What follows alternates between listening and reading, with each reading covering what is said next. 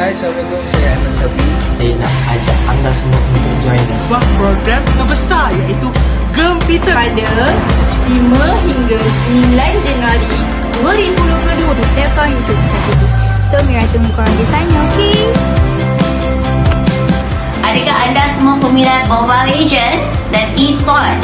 Saksikan kami di R.E.A.D pada 9 hari bulan Januari pukul 9 pagi hingga 5 petang. Jangan lupa temu janji anda dengan Gempita untuk menyaksikan Sulam Exhibition pada 6 hari bulan iaitu pada hari Khamis jam 3 petang. Okey, see you all there. Sertai kami di dalam webinar Digital Future of Television and Film hanya di YouTube TV3 Malaysia Official pada 5 Januari 2 hingga 4 petang.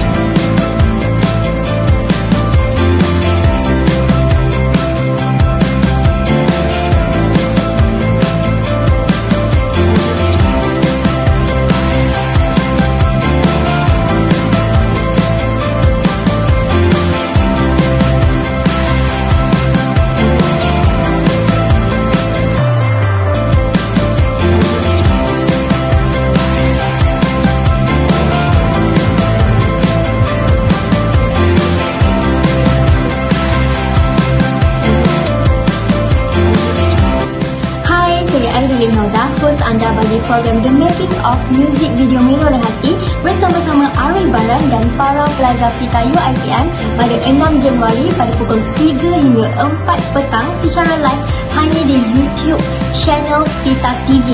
Saya ingin mengajak anda semua di luar sana untuk join dan support satu event webinar iaitu How to Sell and Promote Your Arts Product Virtually and Effectively webinar pada 8 Januari 2022 10 petang hingga 12 tengah hari di YouTube channel Vita TV.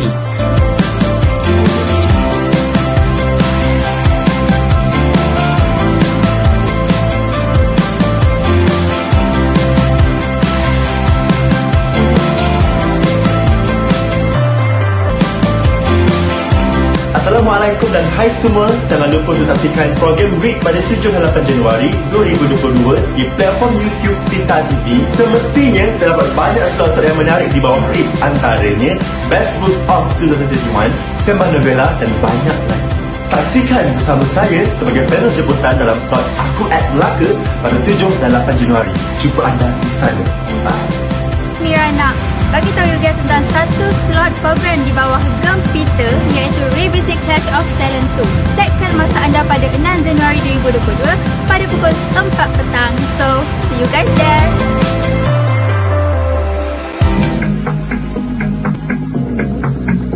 Hai, jangan lupa bersama saya Dr Ahmad Kamal di dalam program Best Books of 2021 sempena program R.E.A.D hanya di YouTube Vita TV pada 7 Januari bermula daripada jam 8 malam. So I'll see you there and we'll read more books.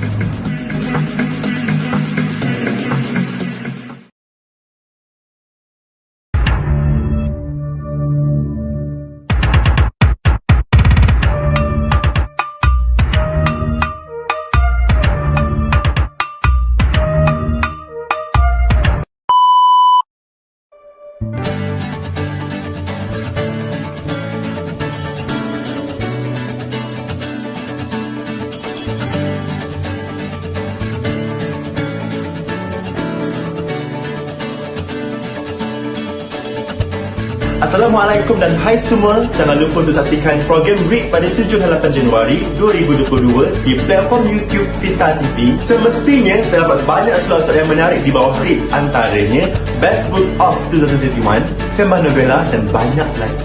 Saksikan bersama saya sebagai panel jemputan dalam slot Aku R.E.A.D Melaka pada 7 dan 8 Januari. Jumpa anda di sana. Bye.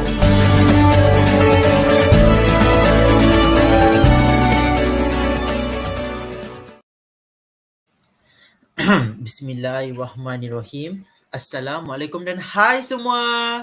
Selamat datang ke acara Best Book of 2021 di mana ini merupakan salah satu acara di bawah program R.E.A.D iaitu Kisahmu, Melenakan, Tidurku. Saya Muhammad Nabil Suhaimi selaku hos anda pada malam ini. Satu lagi, saya mohon maaf terlebih dahulu jika kualiti video saya yang tidak begitu jelas kerana kita di musim bencana dan efek semua mangsa banjir serta efek lain saya. Tapi tidak mengapa, Alhamdulillah saya masih lagi terselamat dan mampu menyertai slot pada malam ini. Baiklah, sebelum memulakan acara, saya nak pesan kepada anda semua untuk jangan lupa untuk like dan follow Facebook kami iaitu R.E.A.D dan kami pun ada Instagram tau. Iaitu R.E.A.D_Vita_Pitar PP. Serta jangan lupa untuk subscribe YouTube channel kami iaitu YouTube Vita TV. Baiklah, acara Best Book of 2021 ini adalah sebenarnya perkongsian bacaan buku yang menarik sepanjang tahun 2021 yang akan dikongsikan oleh panel kita. Baiklah, acara ini terbahagi kepada beberapa segmen. Yang pertama, iaitu segmen Best Non-Fiction, Best Second Chance, Best Snooping, Almost There, Best of the Worst dan juga Best Fiction.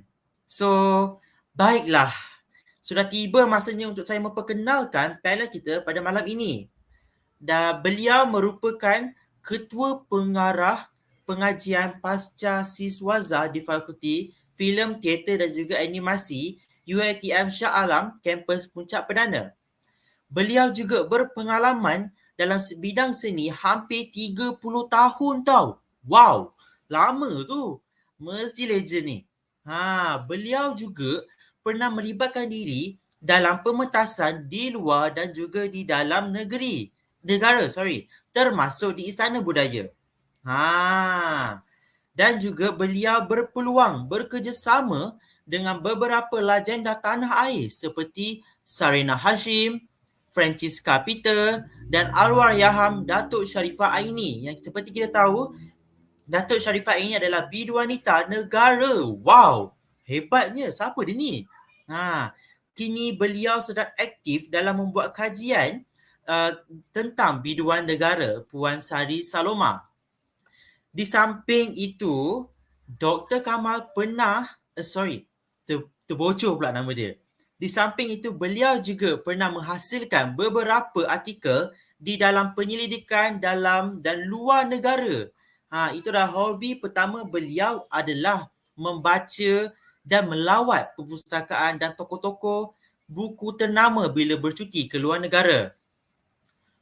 Bukan kaleng-kaleng kita punya panel pada hari ini. Memang tip-top punya. Baiklah, malam ni kita ada tema tau. Cuba teka tema apa sebenarnya malam ni.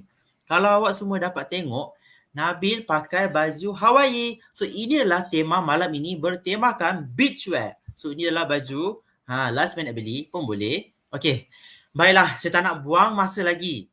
Dengan sukacitanya, saya menjemput Dr. Ahmad Kamal Bashar Salahuddin untuk meneruskan acara. Dipersilakan. Wow. Oh my God, Nabil, where are you? Oh, tu dia. Yeah, sorry, kata beachwear kan. So I'm wearing these glasses because the sun is too shiny. Dah malam rupanya. Okay. Dah malam, doktor. Alright, looking good in that beachwear. Sebenarnya, ladies and gentlemen, our original theme was supposed to be pajama party. But I forgot that thanks to the pandemic, I have gained 14 kilos. So, of course, I don't have the size for the right pajama. So, now we're going to the beach. Because after all, people love to read when they are at the beach. Okay, Nabil? Ya. Baik-baik. Ya, boleh kita mulakan? Oh ya, persilakan Dr. Kamal. Maaf ya, line saya agak lag sikit. Oh, tak apa. Yeah, as you have mentioned, technology sometimes. Betul tu. Yeah. All right. So, Okay, Assalamualaikum and a very good evening. I bid to everyone who for taking your time. I know today is Friday night. It is always the best time to go out and have fun at Paddock Hilton.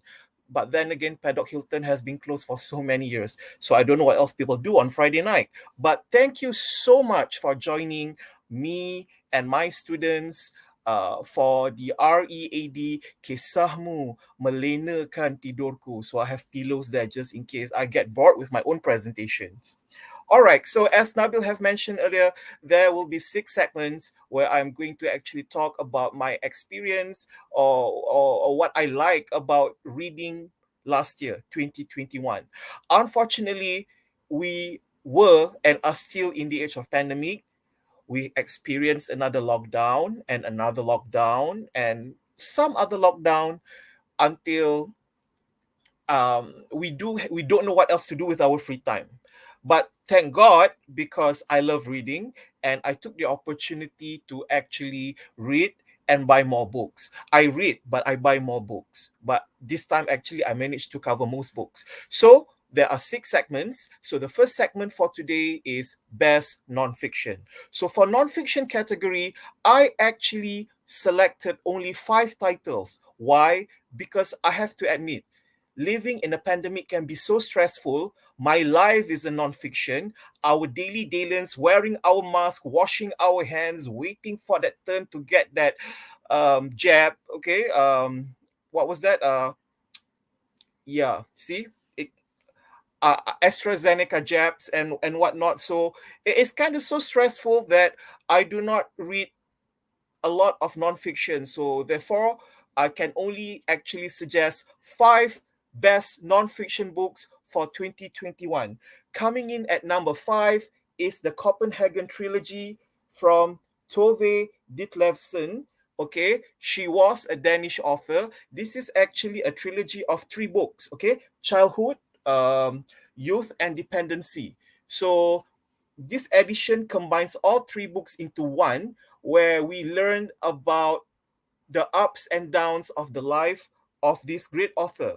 I would say more on the downs, because in childhood, she described her horrendous childhood. Yeah. And in youth, she actually discussed about her experience and her first flirtation with politics, and also her experience as a teenager living when Hitler came to power in Europe.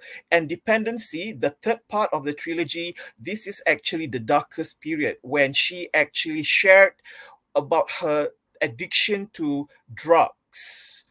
It was so bad up to a point she actually voluntarily underwent an operation uh, of her ear when there was nothing wrong with her ear, but because she wanted to get high with drugs, so she underwent an operation and many more. And she also became addicted to drugs because her second husband, a doctor, actually encouraged her to be addicted to drugs, and also because of the abortion that she underwent. So this is like a roller coaster read, and I would say sometimes when we learn and when we read about the pitfalls of other people's, it would actually make us feel good about ourselves. So at number 5, the Copenhagen trilogy from Tove Ditlevsen. Okay. At number 4 is The Plague Year from Lawrence Wright. Okay. This is kind of scary, kind of eerie. Why? In March 2020, Lawrence Wright, a prolific non-fiction author, was planning to release his first novel entitled The End of October. And the plot of that novel was about the breakout of a deadly virus in the world. And this was just when we started to hear about COVID-19. How ironic. So the book entitled The End of October finally was released in May 2020. And, it didn't sell well because people were just too terrified about reading about this deadly virus in their lives. So Lawrence Wright actually decided to write another book. He's back with nonfiction. So The Plague Year actually narrated the step-by-step when we first, a few months before we first discovered COVID-19, and throughout 2020, how President Trump reacted to the disease, or to the virus, when he said it was just a Chinese flu. He said so, not me. All right. And then when Joe Biden actually won the presidency. So this is like, when we're reading this, it feels like we are living in that time, which was just in 2020, 2 years ago. So I highly recommended the Plague Year if you want to actually, maybe not this year, maybe 5 years or 10 years time, if you want to relive our own experience fighting the virus. So the Plague Year is definitely the best book to actually that we can go back to and read about what went on. So this is my fourth choice for nonfiction. Now, I do love biographies or memoirs from renowned performers, and this is at number 3, Cicely Tyson, Just As I Am. So shortly after this book was released, Miss Tyson passed away last year, sadly. Okay, Cicely Tyson was an African American actress. She was prominent in show business. Um, she created history in 1973 when she became one of the 2 African American nominees for Best Actress at the Academy Awards. The other nominee was Diana Ross for Lady Sings the Blues, and of course, the Oscar finally went to Liza Minnelli in Cabaret, as expected. So Miss Tyson actually went on and acted in other miniseries like the autobiography of Jane Pittman, Roots, and also appeared in a number of films when there were not so much opportunities for her back in the 70s. As you know, how things were in Hollywood in the 70s, slowly going to 80s. So moving along, she also shared her experience working in the box office bomb Bluebird and her friendship with Jane Fonda, her marriage to Miles Davis, and a career resurgence at the age of 80 plus. Yeah, she actually finally won a Tony Award for her appearance on Broadway, The Trip to Bountiful, and awarded an honorary Oscar. And ironically, the final year of President Obama's presidency, 2016, she was gifted the Presidential Freedom Medal, Freedom Medal, alongside her co-nominee Miss Diana Ross. So this is actually a journey that everyone should enjoy if you love reading about famous people and how they survive.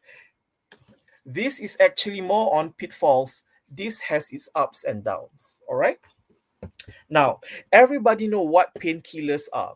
I mean, like whenever we are not well, um, of course, all of us are taking Panadols and whatnot. So in America, there was a drug called Oxycontin, which became the most popular addicted painkiller up to a point it became an opioid epidemic, meaning that a lot of people are addicted to the drugs just because. And because of this, owing to this, there were a lot of number of deaths. So this has been actually documented in my second book, number 2, coming in at number 2, Empire of Pain, The Secret History of the Sackler Dynasty, written by Patrick Radden Keefe. Okay, I'm sorry, sometimes I have to refer because I cannot remember. Yeah.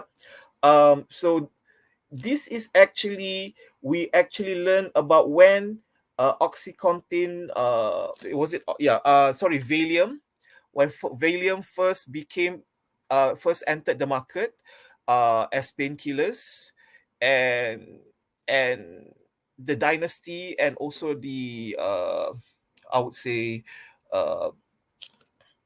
how it actually became a major how it became actually a major opioid in the lives of a lot of Americans. You would say, oh no, this book is all about America. No, I mean, like, drug addiction is something that I would say a universal issue. So this actually reads like a novel, and this is actually out from this author. I've read his previous one. It's called Say Nothing, when he talked about, or when he wrote about the IRA members. So this is actually another winning book from this author. All right. So coming in at number 2, Empire of Pain. So the number 1 nonfiction of 2021 is actually a sad story about a mother who, unfortunately, a young woman who became pregnant, and because she was unwed, she was forced to give up her baby into adoption, or otherwise she will be sent to jail. I'm talking about American Baby by Gabrielle Glasser. All right. So this is a story about a mother who gave up her baby in order to avoid jail time because she was pregnant with her son out of wedlock. And this is the next part was that even though she had to give up the baby, later she would marry the baby's father, and they stayed married and have more kids, but she had no idea what happened to the firstborn.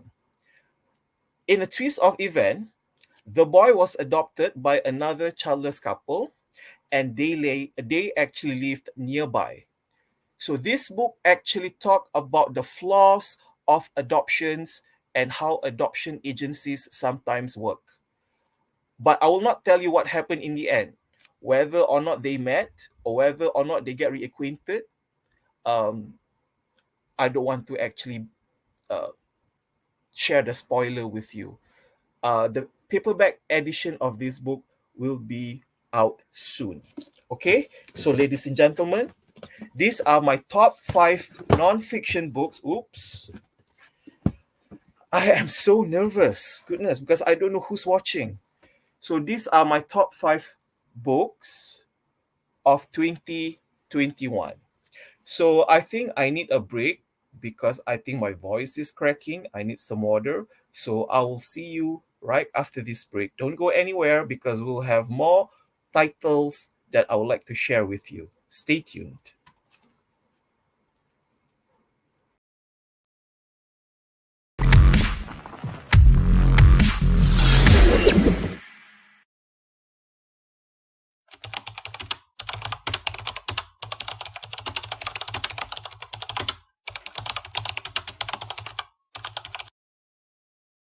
Hai, Assalamualaikum, saya Effa Syahrena. Saya nak ajak anda semua untuk join Sebuah program terbesar iaitu Gempita Pada 5 hingga 9 Januari 2022 di platform YouTube Dihatiku. So, Mira tunggu korang di sana, okey? Adakah anda semua peminat Mobile Legend dan e-sport?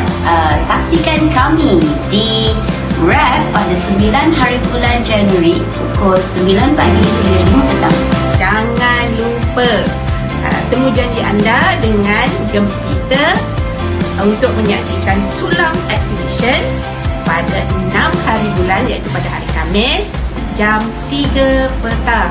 Okay, see you all there. Sertai kami di dalam webinar Digital Future of Television and Film hanya di YouTube TV3 Malaysia Official pada 5 Januari 2 hingga 4 petang.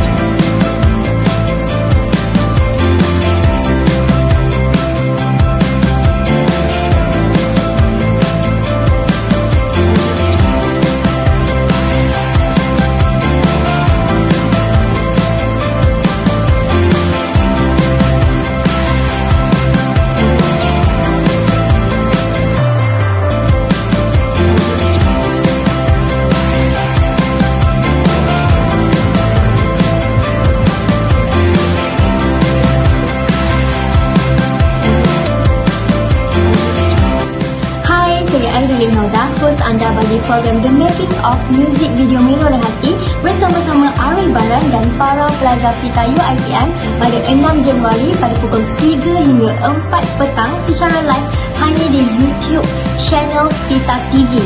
Saya ingin mengajak anda semua di luar sana untuk join dan support satu event webinar iaitu How to Sell and Promote Your Arts Product Virtually and Effectively webinar pada 8 Januari 2022 10 petang hingga 12 tengah hari di YouTube channel Fita TV.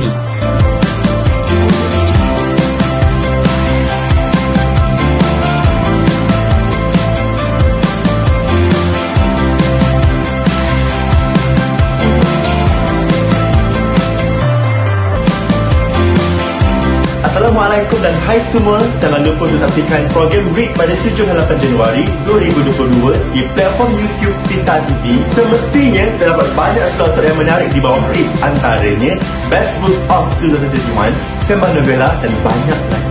Saksikan bersama saya sebagai panel jemputan dalam slot Aku at Melaka pada 7 dan 8 Januari. Jumpa anda di sana. Bye. Mira nak bagi tahu you guys tentang satu slot program di bawah Gempita iaitu Revisi Clash of Talent 2. Setkan masa anda pada 6 Januari 2022 pada pukul 4 petang. So, see you guys there.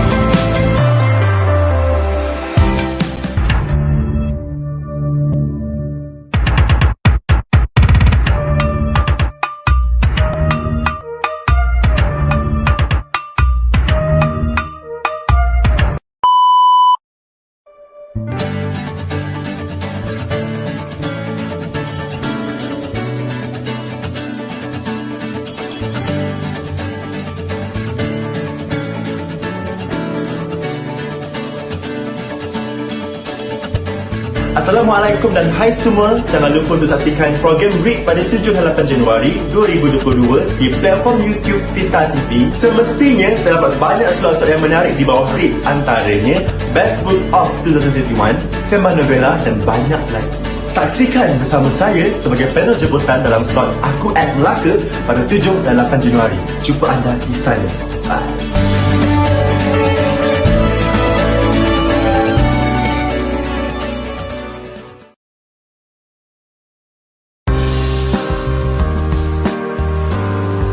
Assalamualaikum, saya Hasbidah Abu Bakar.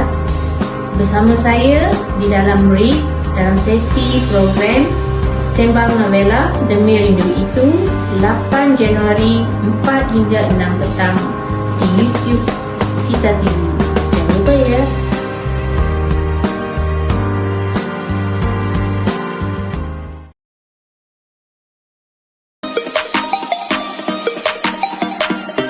Assalamualaikum dan hai semua. Jangan lupa untuk saksikan program R.E.A.D pada 7 dan 8 Januari 2022 di platform YouTube Tita TV. Semestinya terdapat banyak slot-slot yang menarik di bawah R.E.A.D. Antaranya Best Book of 2021, Sembang Novela dan banyak lagi. Saksikan bersama saya sebagai panel jemputan dalam slot Aku at Melaka pada 7 dan 8 Januari. Jumpa anda di sana. Bye.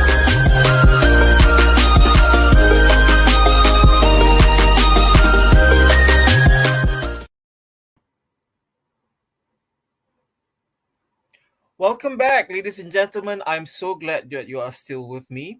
So my next segment will be called Best Second Chance. But before that, I actually have a question from Hamzah Muhammad Tahir. Berapa banyak buku Dr. Kamal baca dan beli last year? Okay, soalan ni sebenarnya sangat tricky dan berbahaya. Okay, thank you for your question. Pertama sekali, berapa banyak buku saya dah baca? You know what? I lost track. Saya tak boleh ingat. Saya boleh kata banyak. I would say around 60 to 70 books.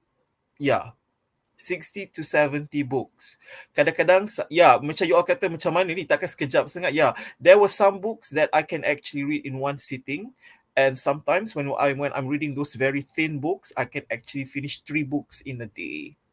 Of course, I have my lazy moments as well. Dan berapa banyak buku saya beli, saya tak keep track. I would say a lot. A lot. Okay, it's like this. A lot. Macam tu. Alright, thank you for the question. Baiklah.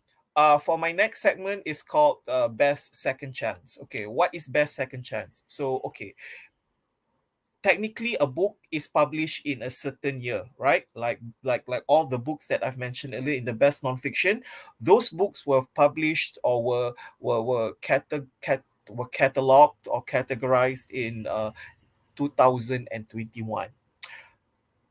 Meaning that the next edition, the paperback version will be released in 2022. So the paperback version is actually, I would say, an opportunity for more readers who were not aware of the books in the first place or in the previous year.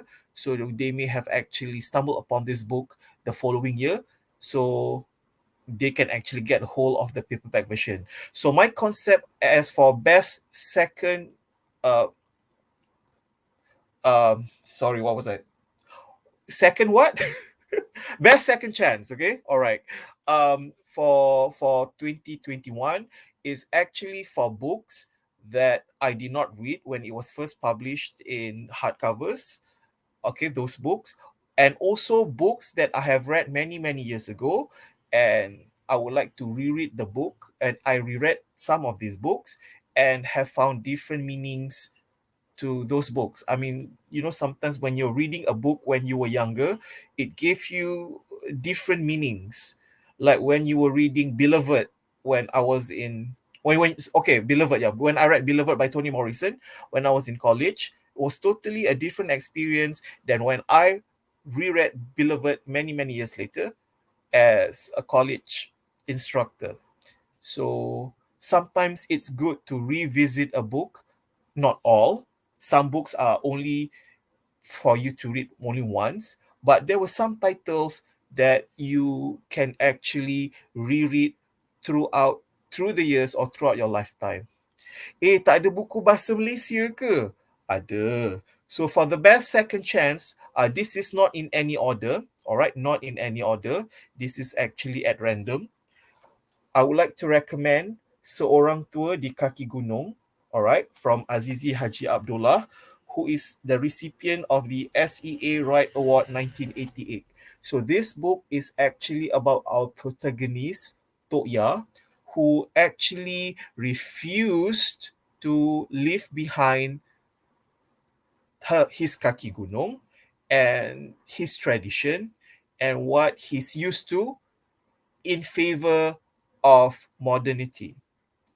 So when I think about this book, I kind of think about how this character, this protagonist, is loving his environment so much that he is willing not to actually jeopardize what he loves.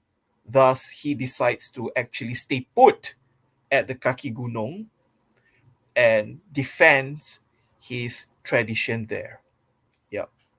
I think like right after what we experienced over the recent tragic flood in several states, if you reread this book, it gives you another different level of experience if you have read the book, or if it's your first time, you will realize that there are so many things that we should protect and defend, and sometimes it's good not to actually modernize our lives in every aspect.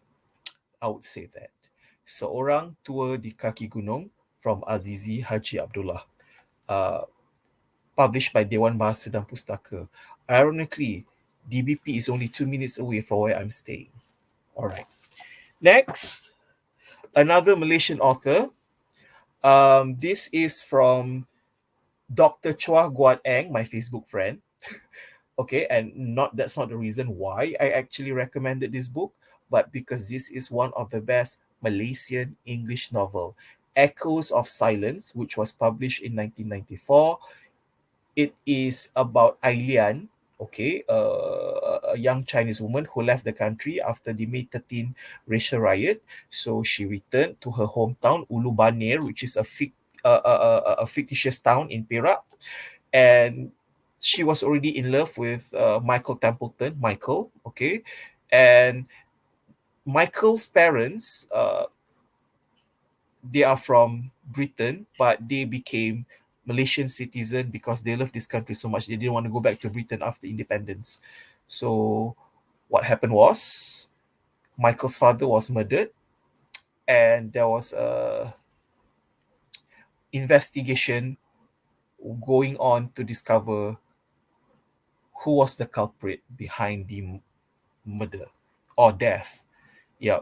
So Echoes of Silence is actually, it is now hard to get, but I believe you can still get this book at Lit Books, Lit Books is an independent bookstore in Tropicana area, or you can actually get acquainted with the author Chua Guat Eng or Dr. Chua Guat Eng on Facebook, and she's more than happy to actually tell you where to get this book, Echoes of Silence. There was also a sequel, but before you read that, you need to read Echoes of Silence. And what I like about this book, because she wrote this not for people outside of Malaysia to read about Malaysia. She wrote the book for all Malaysians to read. She think about all, also I thought her philosophy was, she thought about Malaysian readers first. Unlike some other Malaysian authors who are writing in English, they were thinking about international readers or wherever they are based. But with Echoes of Silence, it is actually written with Malaysians in mind. So please get this book, Echoes of Silence from Chua Guat Eng. Andrew O'Hagan and Mayflies is a book about friendship between, I have to check, Tully and James. Tully and James, they were in Manchester in the 80s. Their friendship started in 1986, and 30 years later, Tully would like to actually share something with his friend, but I will not delve into that because, again, I don't want to actually share any spoilers. But if you are looking for any books on male friendship, bromance, male bonding, because usually we can only read books about sisterhood, not so much on true male friendship. So this is actually one of the best books. I actually did not realize when this was published. Back in 2020, well, because we were all just being locked down and we can't really go out, so there were a number of books that I've missed, and this is one of them. So I rediscovered the book when I actually when what was that thing? Window shopping in Kinokuniya. For me, there's no such thing as window shopping in Kinokuniya. I always ended up buying something, even a piece of pen, because that's just how haunting that place is. So Mayflies by Andrew O'Hagan. So if there are some ladies out there who are looking for books that you wish to actually give as presents to your boyfriend or your fiance, you can get this book. All right, it is about brotherhood. It's manly without being melancholic or sentimental. Okay, a lot of us actually like to dream. All right, and I would say 23 years ago, a female author from the UK actually helped open the door and led a lot of children to dream big. And I'm talking about J.K. Rowling. Okay. Sadly, over the years, or this couple of years, she has been cancelled due to her opinion. It's kind of made me realize what happened to all the kids who actually became empowered whenever they have read, or once they have read Harry Potter. So I think let's go back. This is what I reread this last year because I need to be in touch with my wizardry fantasies and wizardry, or something like that. Harry Potter and the Sorcerer's Stone. There's another version. It is called the Philosopher's Stone. So reading this book make you realize that it's always sometimes to remember the innocence of childhood, all right, in order to forget about what's happening outside. So it's always to read a couple of books that may be younger, for younger demographics.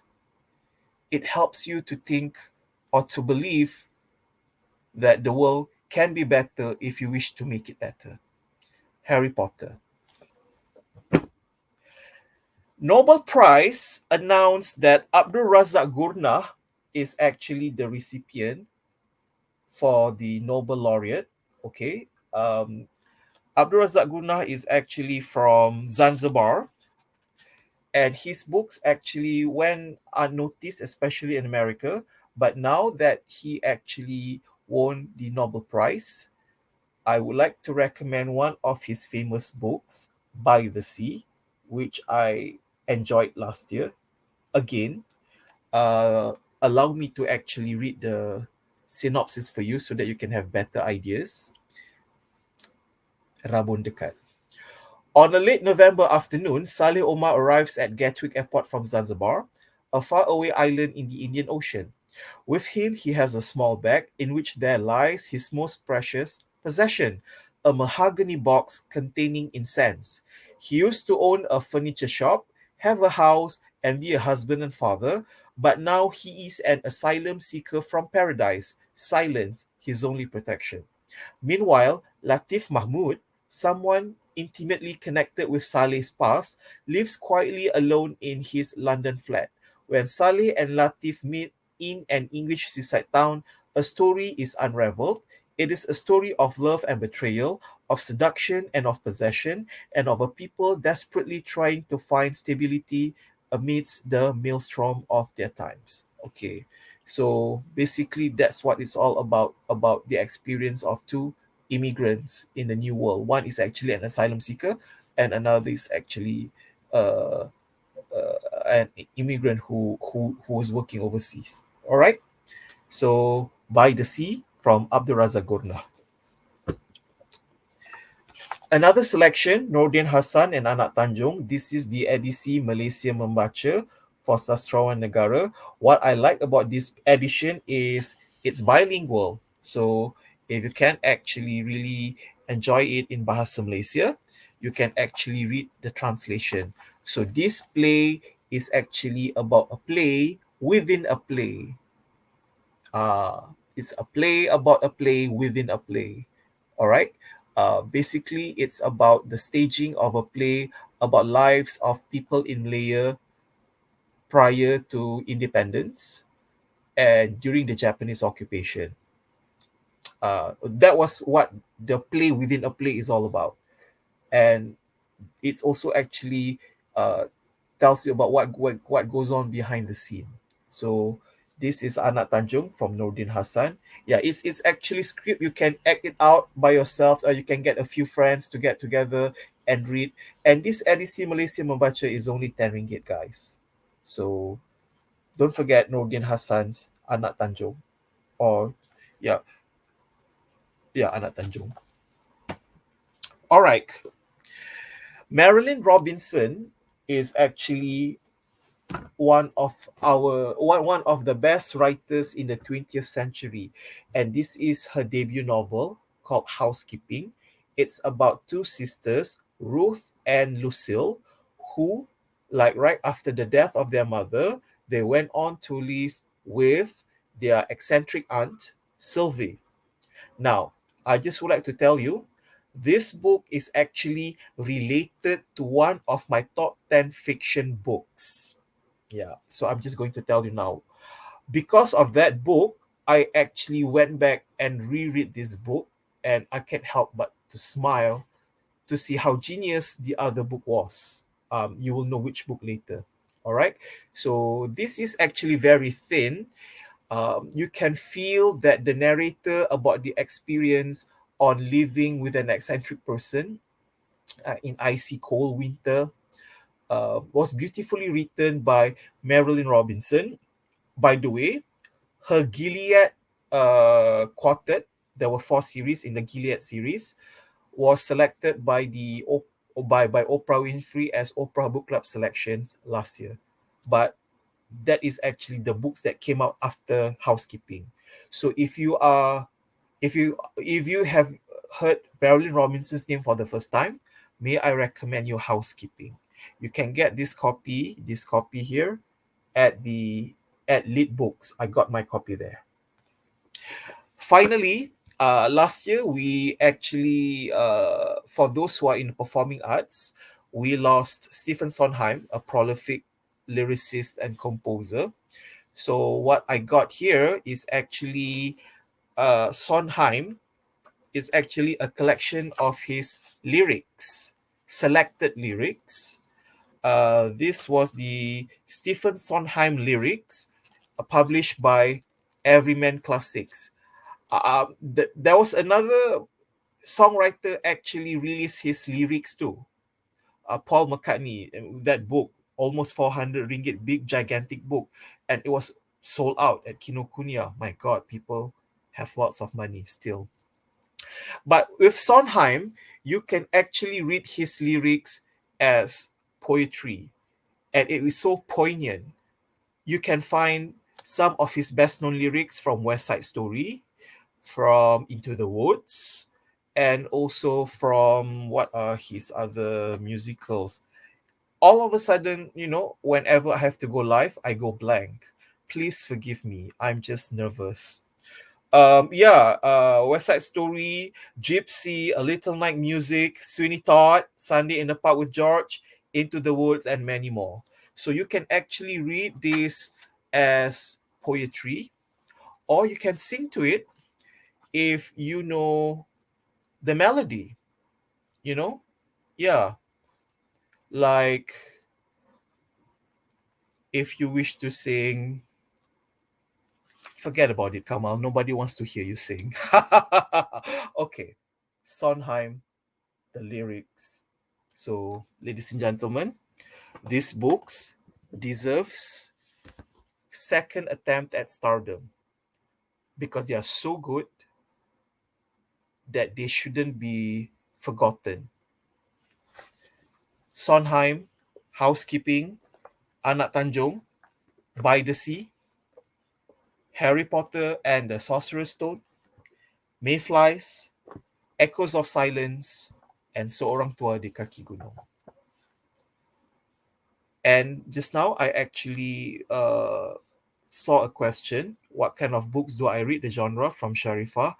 I have no genre. I do not read romance. And I don't read young adult fiction as much as I would like to, but no. So no romance, no young adult fiction. I'm more into literary fiction, history, that's what I like, and also social criticism, and sociology, and some performing arts along the way. All right, so I think I'm going to take another break because my legs are killing me. So I'll see you guys next with Bear's Snooping.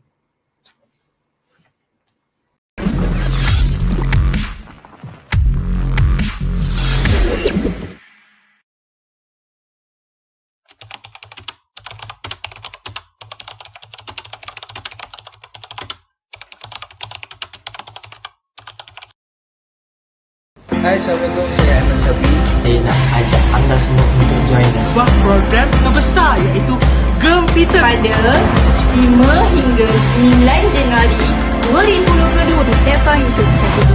So, Mira tunggu korang di sana, okey? Adakah anda semua peminat Mobile Legend dan e-sport? Saksikan kami di R.E.A.D pada 9 hari bulan Januari pukul 9 pagi sehingga 5 petang. Jangan lupa temu janji anda dengan Gempita untuk menyaksikan Sulam Exhibition pada 6 hari bulan iaitu pada hari Khamis jam 3 petang. Okey, see you all there. Sertai kami di dalam webinar Digital Future of Television and Film hanya di YouTube TV3 Malaysia Official pada 5 Januari 2 hingga 4 petang.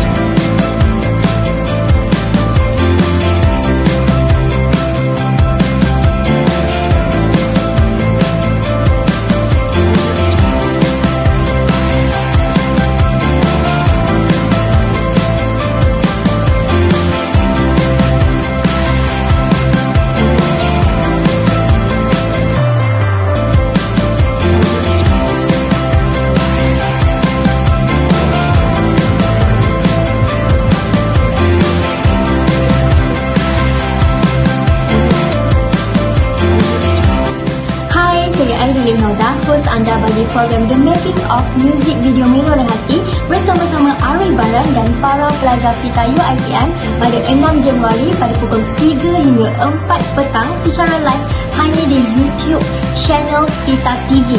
Saya ingin mengajak anda semua di luar sana untuk join dan support satu event webinar iaitu How to Sell and Promote Your Arts Product Virtually and Effectively webinar pada 8 Januari 2022 10 petang hingga 12 tengah hari di YouTube channel Vita TV.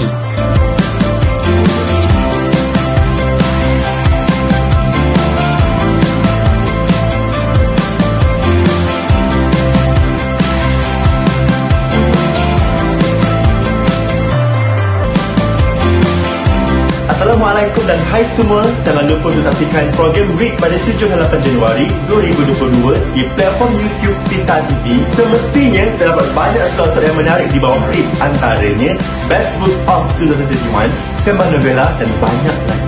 Saksikan bersama saya sebagai panel jemputan dalam slot Aku Ad Melaka pada 7 dan 8 Januari. Jumpa anda di sana. Bye. Mira nak bagi tahu you guys tentang satu slot program di bawah Gempita iaitu Revisit Clash of Talent 2. Setkan masa anda pada 6 Januari 2022 pada pukul 4 petang. So, see you guys there.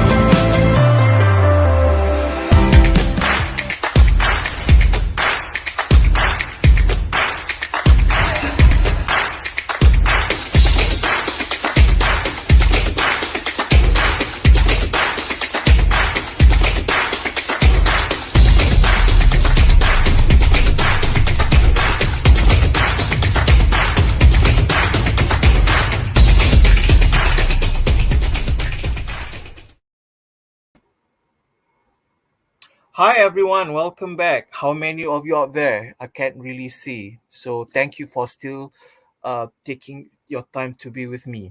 Okay, I'm going to actually answer a couple of questions. This is from Khairul Izwan. Macam mana ya nak imagine naskah yang dibaca? Kalau saya buku tebal macam tu, biasanya hanya baca beberapa pages tapi tak faham jalan cerita, then quit reading. Boleh share tips? Okay, Khairul Izwan, first of all, you look for genre yang paling kamu suka. Because usually, bila genre ataupun perkara ataupun subjek yang kamu paling suka when you're reading, say if you are interested in thriller ataupun maybe tentang kehidupan Lady Gaga, for example. So you will buy a book that actually about the life of Lady Gaga and you will read because you just love the subject of the book, kan? So selalunya kalau buku tu tebal ke, nipis ke, kita kena cari buku yang ada yang kita suka. Then from there we can actually start cultivating the reading habit. Of course, kadang-kala ada setengah subjek di university, for example, akan meminta anda untuk membaca buku yang bukan daripada yang anda minati or not from your favorite genre, or you just couldn't be bothered with the existence of the author, kan? But that is actually a challenge for you, you know, to help you expand your vocabulary. I think I learned a lot from reading vocabulary, sentence structure. So find your own favorite genre, then you read. Okay? Kadang-kadang kalau kita baca buku tu tebal macam mana pun, tapi kalau kita suka tentang penyiasatan, kita akan baca sedaya upaya. Bila kita nak memulakan sesuatu, like riding a bicycle, bukan semua orang boleh terus riding a bicycle, kan? You kena jatuh beberapa kali. Same goes with reading. Cuma saya boleh katakan reading will not turn you into a boring person. In fact, I think you can actually gain more knowledge. You can actually learn more words. Learning more words is very helpful, especially if you are still a student. Okay, do you have any other questions? Syafiqah Muhammad, bagaimana nak tahu buku tu menarik? Saya suka beli buku tapi jarang jumpa buku yang betul-betul menarik macam yang saya kongsi. Okay, thank you Syafiqah. It's like this. Saya suka membaca book critics yang ditulis di dalam New York Times. I'm sorry lah kalau dia macam American centric ke apa ke. Ini something that sesuatu habit saya, ya. So saya memang suka baca review. Saya suka baca review daripada New York Times ataupun ada satu website. Website tu ialah bookmarks.reviews. Okay, so dekat situ dia akan ada tajuk-tajuk buku bahasa Inggeris baru yang berada di pasaran.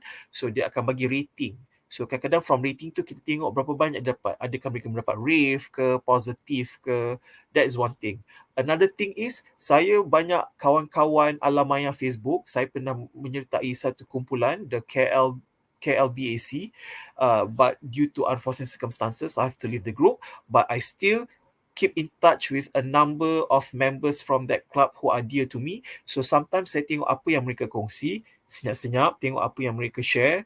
Dan kalau saya berminat, saya akan check out dekat Amazon ke, ataupun kalau ada di Malaysia, saya pergi ke Kinokuniya ataupun MPH untuk just browse through. And if I really like it, like from first 2 to 3 pages, then I'll definitely get the book. If budget is constrained, okay, especially for students, always go to your library, because we tried our best to actually keep our library current. Or you can always go to Book Access. This is not a free promotion, not free promotion to anyone. Tapi kadang-kadang ada pesta buku yang menjual buku dengan harga yang murah. And jangan lupa, okay, when you one day if you have nephews or nieces ke, adik-adik lebih muda ke kan, when they see you holding a book, one fine day they would want to actually hold books as well. So you can also be a good role model of that. Okay, so terima kasih di atas soalan-soalannya. Maybe if there are more questions to come, I'm more than happy to actually share with you. Okay, Khairul Izwan, happy reading and find the book that you really like. Yeah. Okay, I have mentioned the T word, thriller. Okay, thriller, mysteries. So sekarang, now I will go to the next segment of our session today. Best snooping. Why snooping? Snooping, mengintip, mengintai, snooping around. So I have 5 books from the thriller/mystery genre. I have 5. I actually read a lot, but these are my 5 favorite, and I would like to share them with you today. But before that, let me backtrack. If I can share a bit with you, when I was in secondary school, this particular genre was my favorite.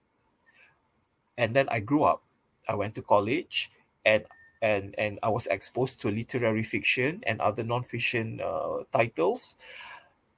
Then I met one of my former PhD supervisors. She told me that once she had finished her PhD, she only read exclusively mysteries and thrillers because she couldn't be bothered with other titles. And after a couple of years, I can see why. Because thriller really rejuvenated the reader in you. Trust me, if you have stopped reading, go and find any thrillers and rekindle that passion in reading. So at number 5 for best snooping is How Lucky by Will Leach. I hope I pronounced his last name correctly. Leach. Okay, he is actually a sportscaster who turned into an author. All right, so I am going to read the blurb so that you can actually see the story, what it's all about. Because if I were to actually tell and narrate the plot, I'm afraid that I may share spoilers. All right, so this book, Daniel leads a rich life in the university town of Athens, Georgia. He's got a couple of close friends. His friends are Marjani, his housekeeper, and also Travis. A steady paycheck working for a regional airline, and of course, for a few glorious days each fall, college football tailgates.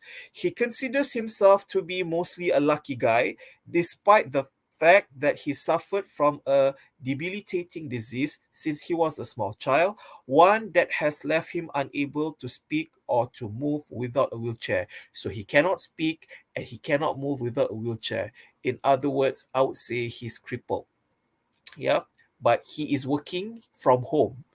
So that's the thing about disabilities in America, they are still able to actually make a living for themselves. So, because he was largely confined to his home, Daniel spends the hours he's not online communicating with irate air travelers observing his neighborhood from his front porch. One day, one young woman passes by so frequently that spotting her out the window has become part of his daily routine, until the day he's almost sure he sees her being kidnapped. So the girl in question's name is Eileen, a foreign student from China. This is kind of remind you of Alfred Hitchcock's Rear Window, starring James Stewart and Grace Kelly, if not mistaken, and also closely related to The Curious Incident of the Dog in the Nighttime by Mark Haddon, one of my favorite novels of all time. But this is more in the mystery, leading towards the mystery genre. And I really enjoyed this. This is one of the book that I read in one sitting. How lucky. All right. Coming in at number 4 is The Damage from Caitlin Warrer. All right, The Damage. Now, this is a book. All right. Tony has always looked out for his younger brother Nick. So when he is called to a hospital bed when Nick is lying battered and bruised after a violent sexual assault, his protective instincts flare and a white-hot rage begins to build. This is because Tony and Nick, they are actually half-brothers. Tony actually despised his father for leaving his mother, but when he visited his father one day, and he saw Nick, his younger brother, his younger half brother, he immediately I would say he fell in love, and he felt great about being a big brother to someone, and they had a close relationship. So he was always the protecting big brother. So as a small town New England lawyer, Tony's wife, Julia, has cases involving kids all the time.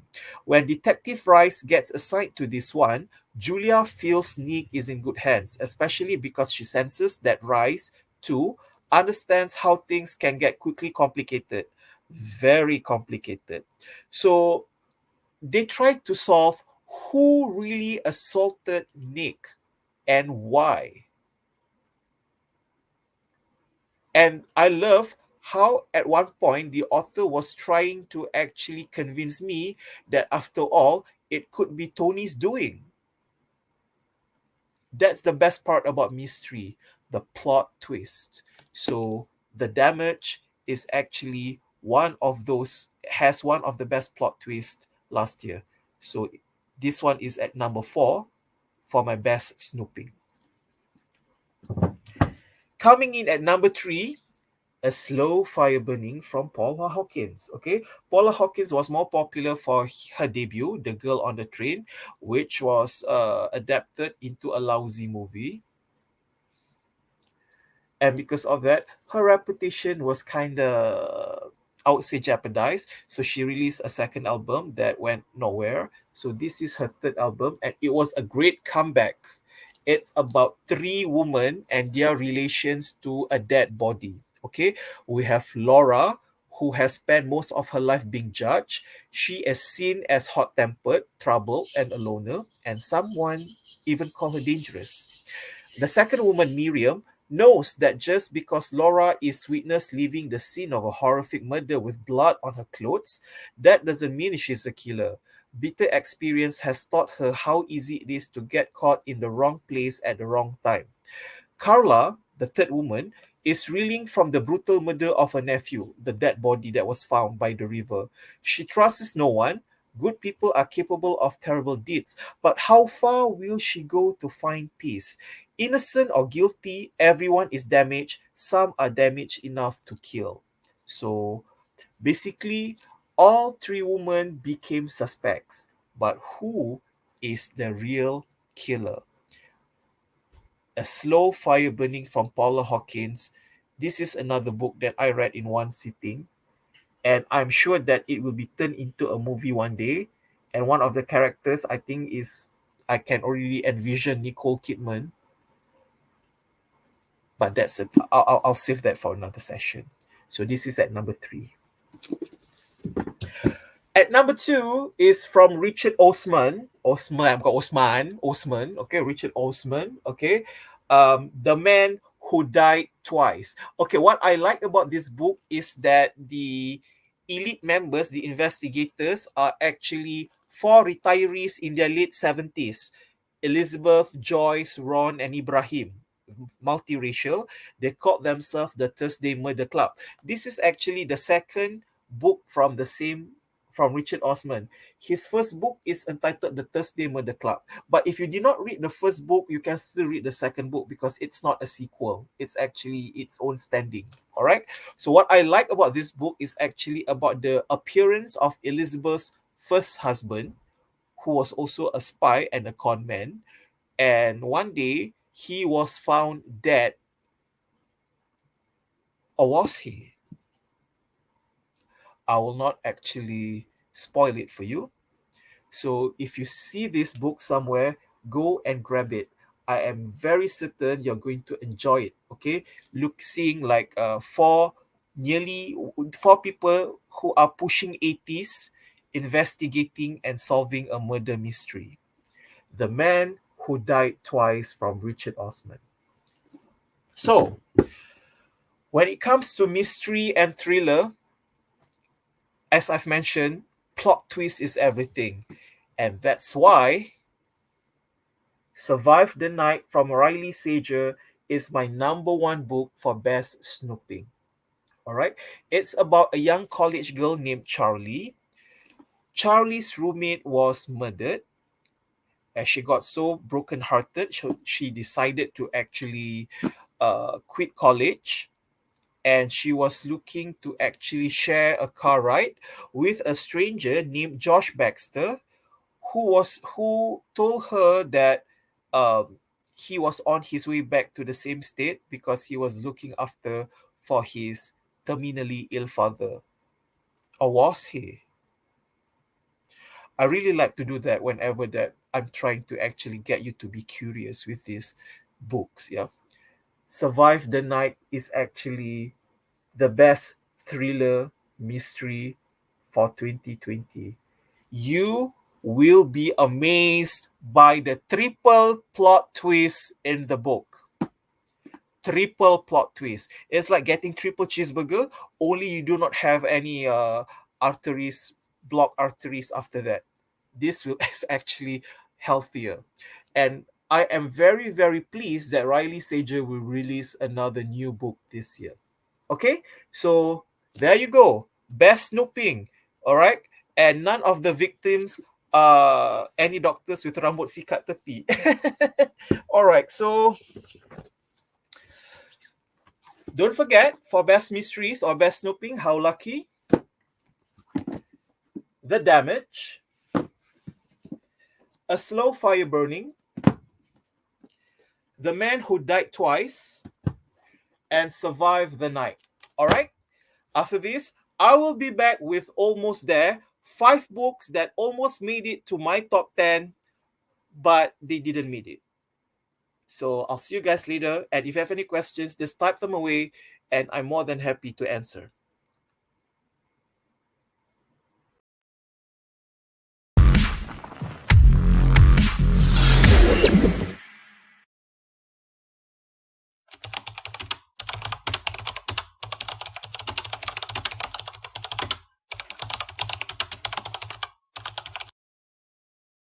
Hai, Assalamualaikum, saya Effa Syahrena. Saya nak ajak anda semua untuk join Sebuah program yang besar iaitu Gempita Pada 5 hingga 9 Januari 2022 di platform YouTube Dihatiku.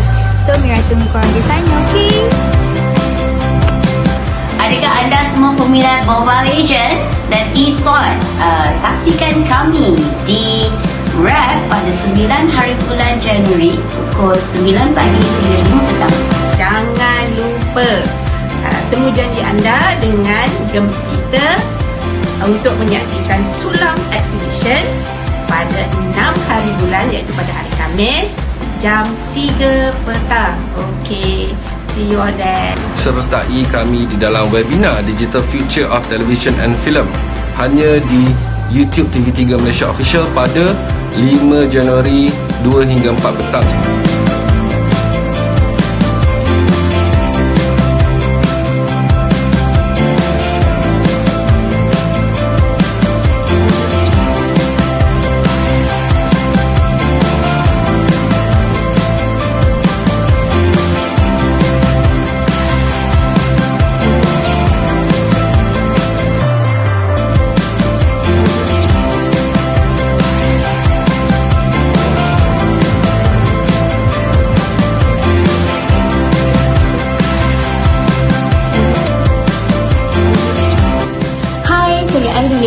Host anda bagi program The Making of Music Video Melenakan bersama-sama R.E.A.D dan para pelajar kita UiTM pada 6 Januari pada pukul 3 hingga 4 petang secara live hanya di YouTube channel Vita TV. Saya ingin mengajak anda semua di luar sana untuk join dan support satu event webinar iaitu How to Sell and Promote Your Arts Product Virtually and Effectively webinar pada 8 Januari 2022 10 petang hingga 12 tengah hari di YouTube channel Vita TV.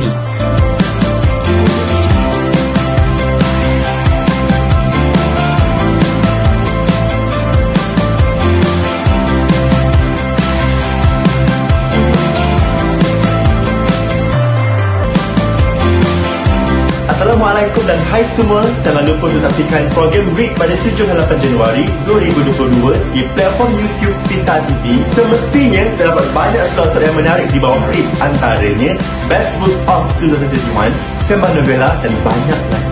Saksikan bersama saya sebagai panel jemputan dalam slot Aku Act Melaka pada 7 dan 8 Januari. Jumpa anda di sana. Bye.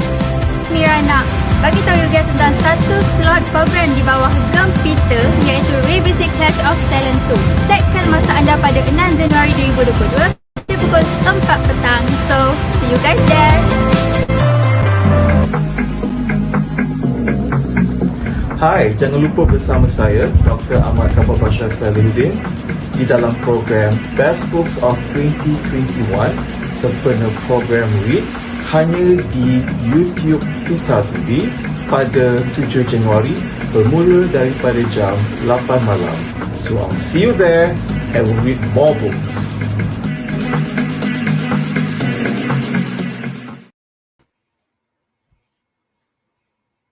Hi, we're back. Thank you for joining me, all 57 of you. I was told that there are 57 people who are watching this live. Thank you very much, and thank you very much for joining us.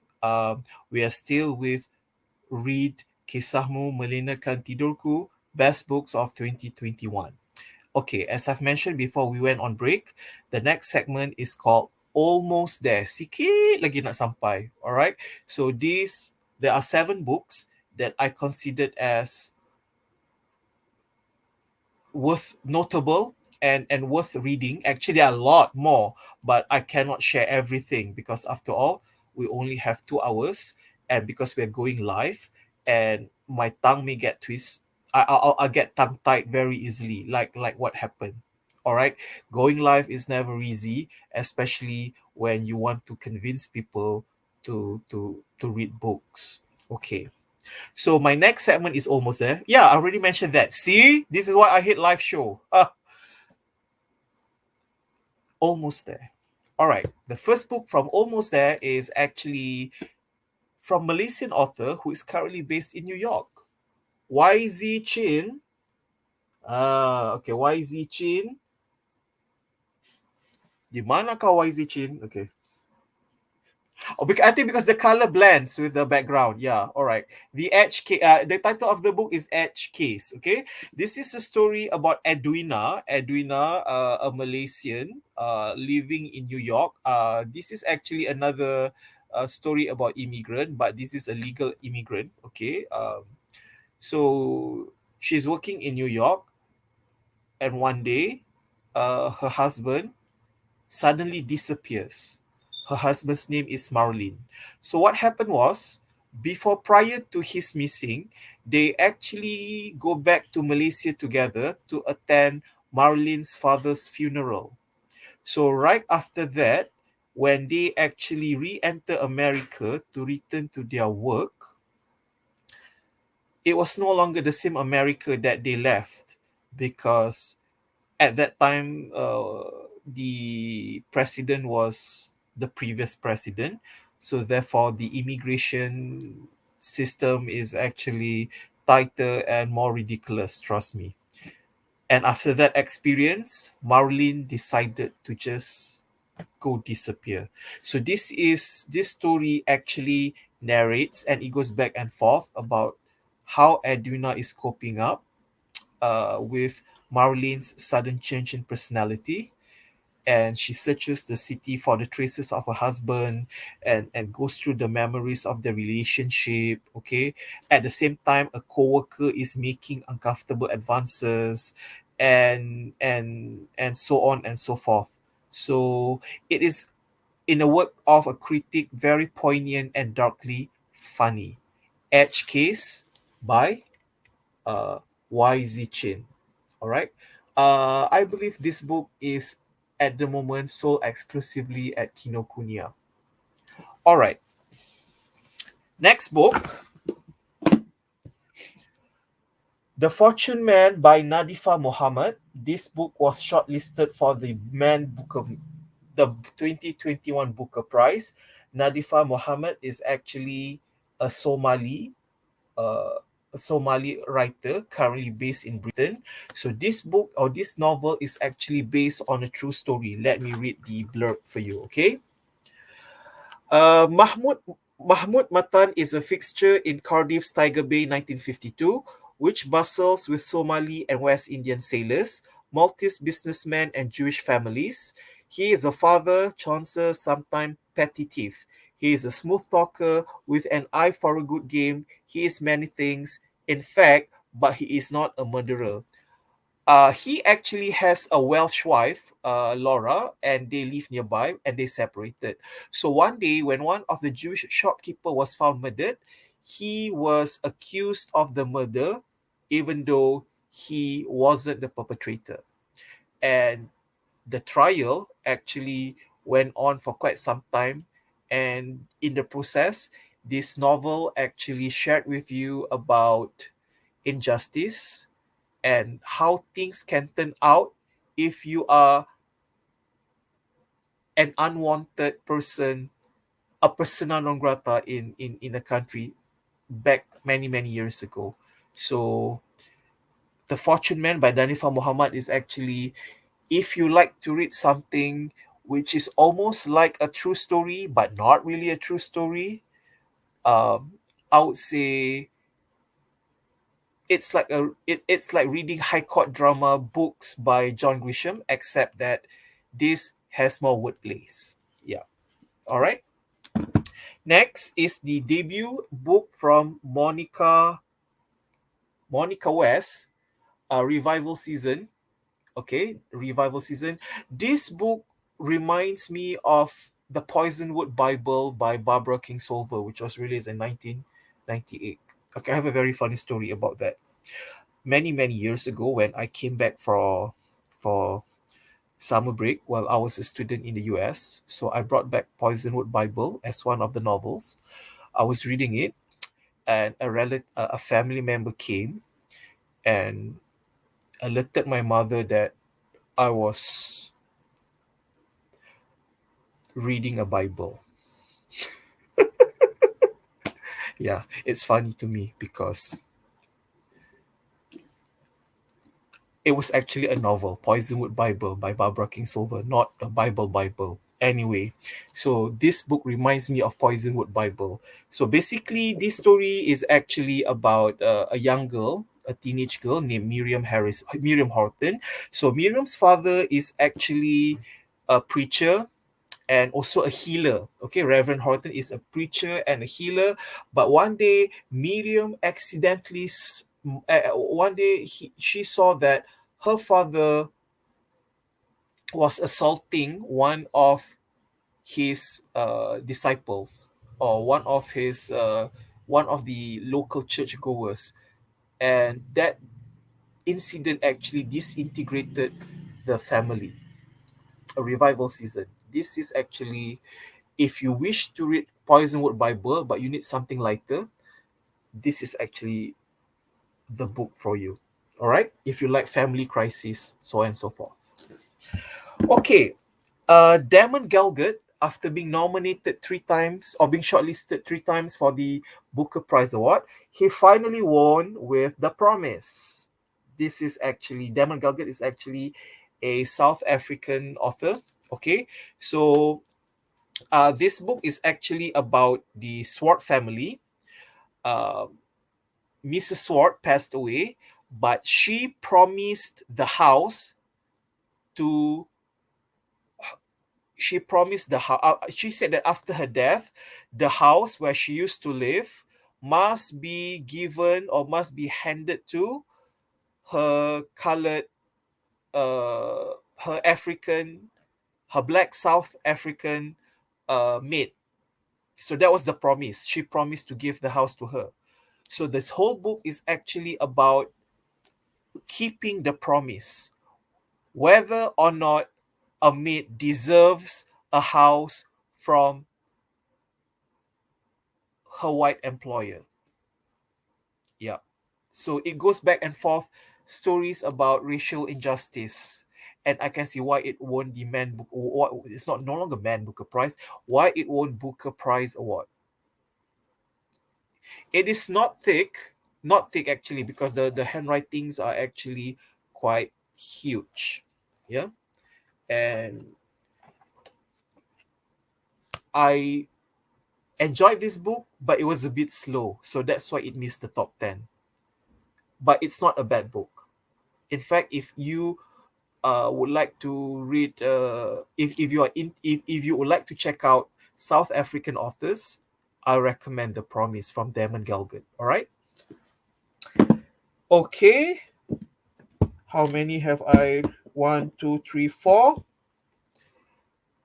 Jhumpa Lahiri is one of my favorite authors, and after writing exclusively in Italian, she finally released a novella entitled Whereabouts. She called it a novel, but to me it's more like a novella because it's so thin.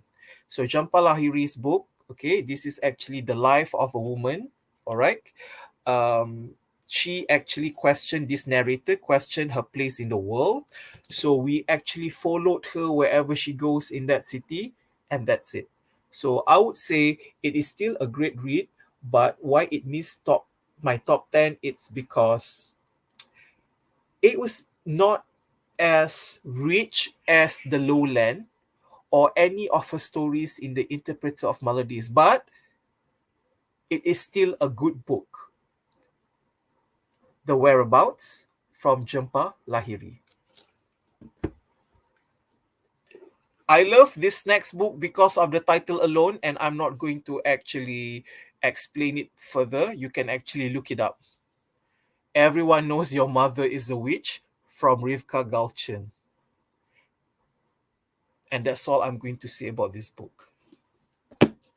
Finally, 2-time Pulitzer Prize winner Colson Whitehead, okay, he released Harlem Shuffle. Okay. Kalau ada kuning je dia mula hilang. Harlem Shuffle. This is totally different from his previous books. He first won the Pulitzer Prize for The Underground Railroad. Okay, that is about slavery. And then he won another one, his second Pulitzer Prize for The Nickel Boys.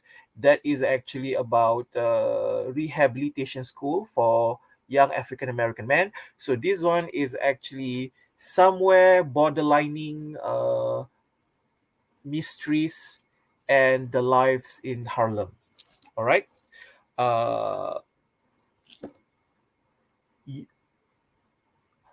It missed my top 10 because, again, for me, this is a slow read.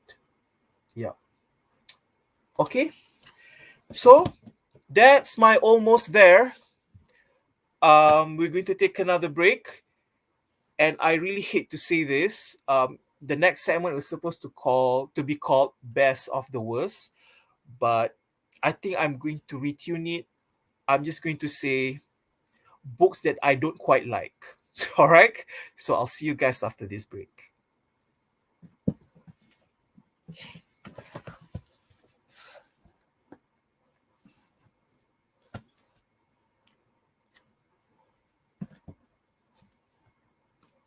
We are going on a break.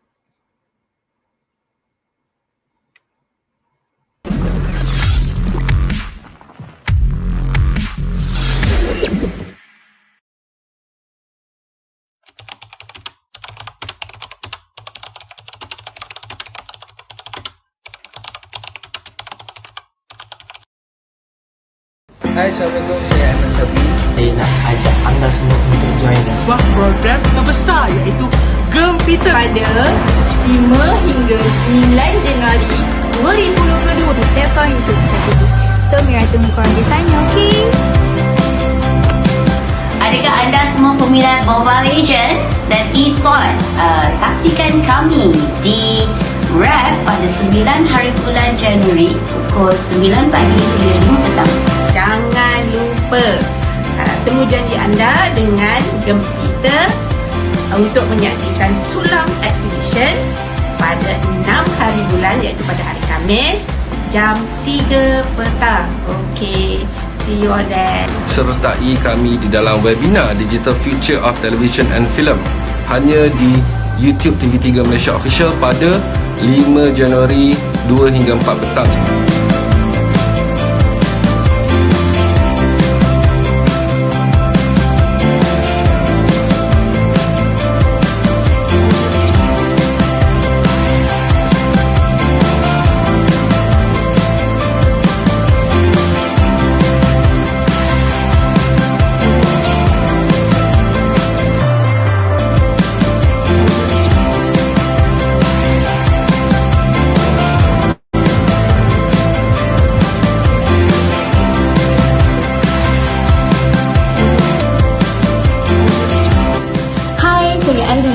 Host anda bagi program The Making of Music Video Melenakan bersama-sama R.E.A.D dan para pelajar kita UiTM pada 6 Januari pada pukul 3 hingga 4 petang secara live hanya di YouTube channel Kita TV. saya ingin mengajak anda semua di luar sana untuk join dan support satu event webinar iaitu How to Sell and Promote Your Arts Product Virtually and Effectively webinar pada 8 Januari 2022 10 petang hingga 12 tengah hari di YouTube channel Kita TV.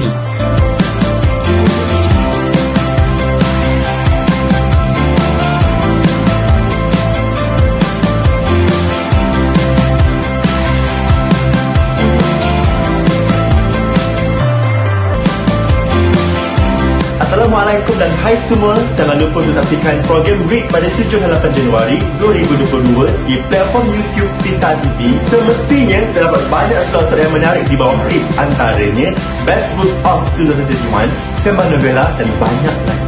Saksikan bersama saya sebagai panel jemputan dalam slot Aku Act Melaka pada 7 dan 8 Januari. Jumpa anda di sana. Bye. Mira nak bagi tahu you guys tentang satu slot program di bawah Gempita iaitu Revisit Clash of Talent 2. Setkan masa anda pada 6 Januari 2022 pada pukul 4 petang. So, see you guys there. Hi, welcome back, and we're almost there. But before we go to our best fiction, allow me to share 3 books that for some reason I feel like asking for a full refund from the bookstore. I mean, this is my personal opinion. Other people may like the book, but for me, I feel that there were quite a number of them, but to me, these 3 books are actually on top of my list that I will not recommend other people. For some reason, I felt that I wish, in addition to getting a refund, I can also getting refund for the hours that I've spent, only to be terribly disappointed by the experience. I think this is bound to happen. It's like reading your textbook, but you need to read your textbook to pass your exam. But I read these 3 books for leisure, and it was not pleasant. All right. So, again, this is no way bashing these books or the author. I'm just saying that these books I do not enjoy these books. Okay, that's what I'm going to say. I do not enjoy these books at all. First, Hades, Argentina, a debut novel from Daniel Lodell. Okay, so in reality, Daniel Lodell actually moved to America from Argentina. It's actually somewhat based on his personal story. Okay, let me read the blurb for you. All right.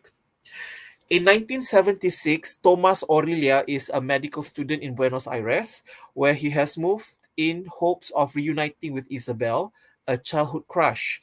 But the reckless passion that has long drawn him is leading Isabel ever deeper into the ranks of insurgency fighting and increasingly oppressive regime. Thomas has always been willing to follow her anywhere, to do anything to prove himself. Yet, what exactly is he proving and at what cost to them both? Okay, so Thomas actually moved to New York, where he became Thomas Shore, his new name under his new moniker. He returns to Argentina, and for some reason this book is dealing with ghosts from the past. Okay, ghosts from the past, up to a point I cannot really actually distinguish between fantasy and reality, between real characters and the so-called ghost characters, up to a point I was like, why did I waste my time trying to define which character is which character? Is this person dead? But I thought he was alive. So on and so forth.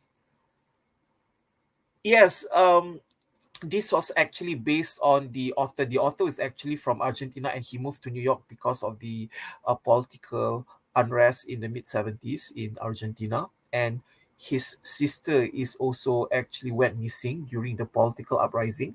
So I read, so I sympathized that. But this novel confuses me with its blur lines about between fantasy and reality. So I did not enjoy that because I cannot really see, I cannot really actually distinguish between real characters and ghostly characters. Maybe it's my fault for not paying enough attention, but I did. I tried. It just didn't make the cut. So I would recommend this if you. I would really recommend this if you also dislike about the blurring lines between fiction and reality. All right. Next, The Last Thing He Told Me. I wish the title was The Last Thing He Told Me Not to Read the Book.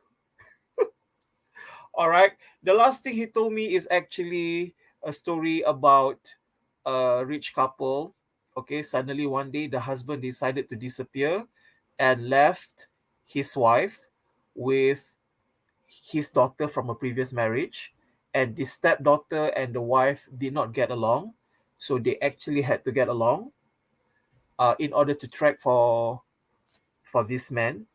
And along the way, they started out an adventure and they ran away from FBI. They ran away from, I don't know, all these other shady characters and arrived at a predictable ending. I hate predictable ending. And that's why I do not recommend this book.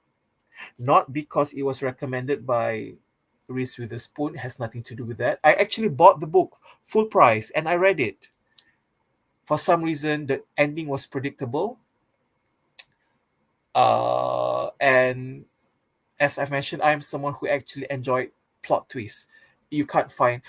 the plot twist was rather reductive, I would say that.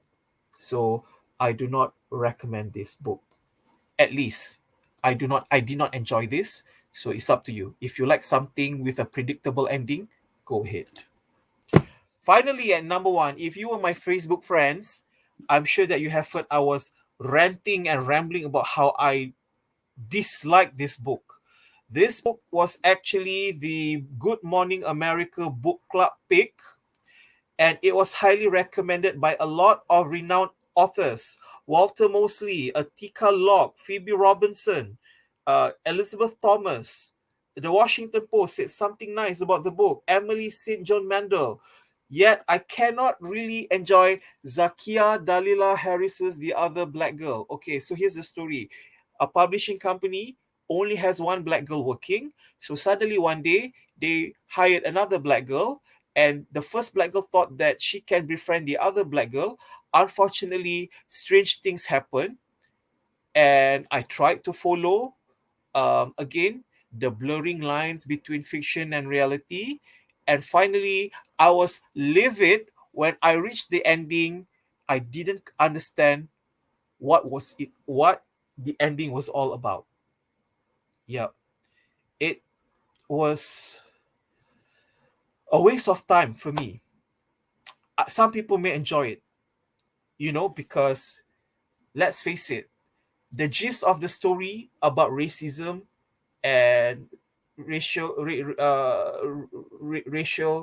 issues, race equality, these are current issues that's going on around the world. I get it. However, the ending just kills it for me. I just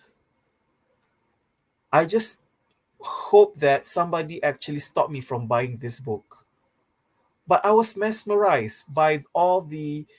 You see, somebody asked me, how do I find books? Yes, I read reviews and I read book critics. All critics in the world like this book. Unfortunately, I am in the minority. I think if there are other people out there who don't like this book and would like to get together and sit down and discuss our sorrow and establish a club of not liking this book, let me know. I don't know.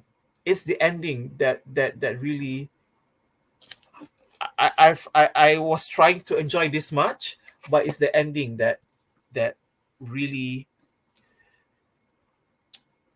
made me regretted the hours that I've spent reading this book. So these 3 titles, I did not enjoy these 3 titles in 2021. You may enjoy it. Go ahead to Goodreads and see what other readers have to say. Okay, I'm going with another short break, and we'll announce the top 10 fictions of 2021.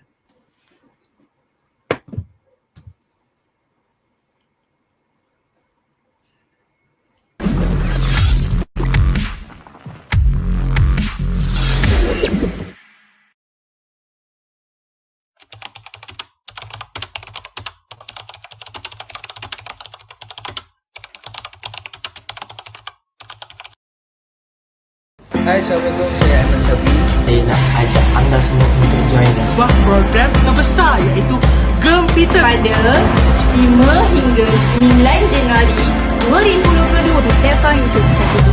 So, Mira tunggu korang di sana, okay? Adakah anda semua peminat Mobile Legend dan E-sport? Saksikan kami di R.E.A.D pada 9 hari bulan Januari pukul 9 pagi sehingga 5 petang.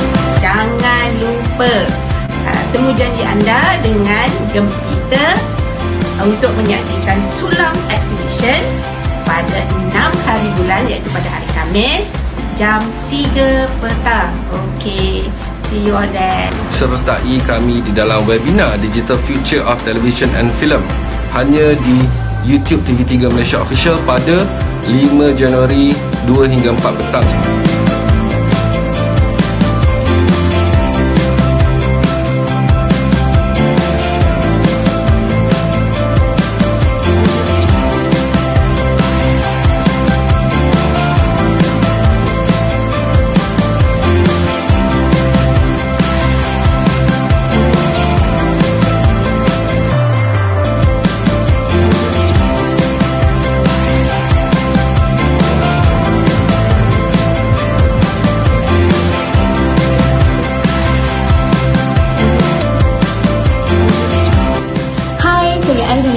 Host anda bagi program The Making of Music Video Melenakan bersama-sama R.E.A.D dan para pelajar kita UiTM pada 6 Januari pada pukul 3 hingga 4 petang secara live hanya di YouTube channel Vita TV.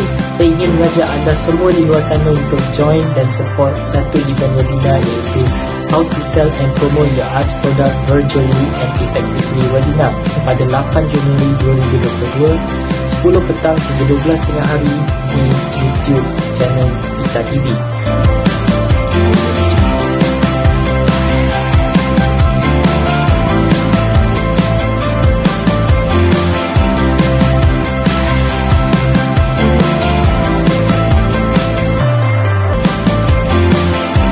Assalamualaikum dan hai semua. Jangan lupa untuk saksikan program R.E.A.D pada 7 dan 8 Januari 2022 di platform YouTube Vita TV. Semestinya terdapat banyak slot-slot yang menarik di bawah R.E.A.D, antaranya Best Book of 2021, Sembang Novela dan banyak lagi. Saksikan bersama saya sebagai panel jemputan dalam slot Aku Ad Melaka pada 7 dan 8 Januari. Jumpa anda di sana. Bye. Mira nak bagi tahu you guys tentang satu slot program di bawah Gempita iaitu Revisi Clash of Talent 2. Setkan masa anda pada 6 Januari 2022 pada pukul 4 petang. So, see you guys there.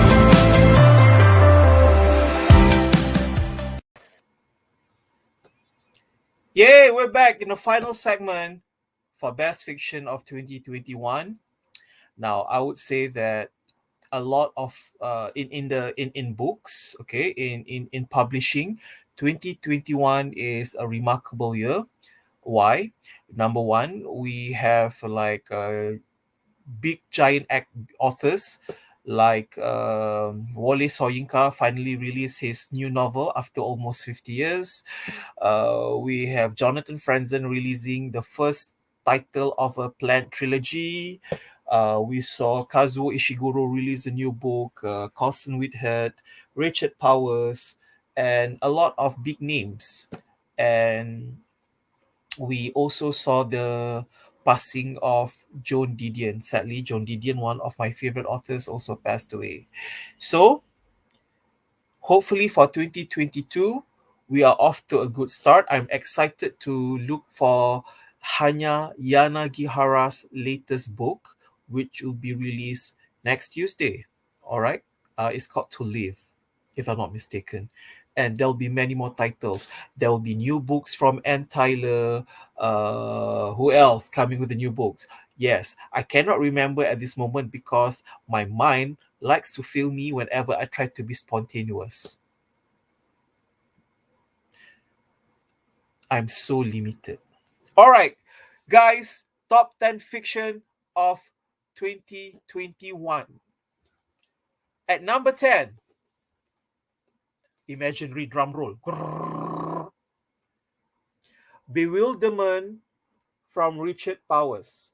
This book was shortlisted, was nominated for Booker Prize and also National Book Awards, was selected as notable books from the New York Times.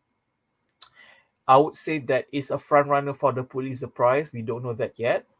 And Oprah Winfrey actually selected this book as her latest Oprah's Book Club selection. But I was able to find a copy without that sticker. Yay, lucky me. Okay, Richard Powers is actually his last book, The Overstory, won the Pulitzer Prize, and that book was 700 plus pages long.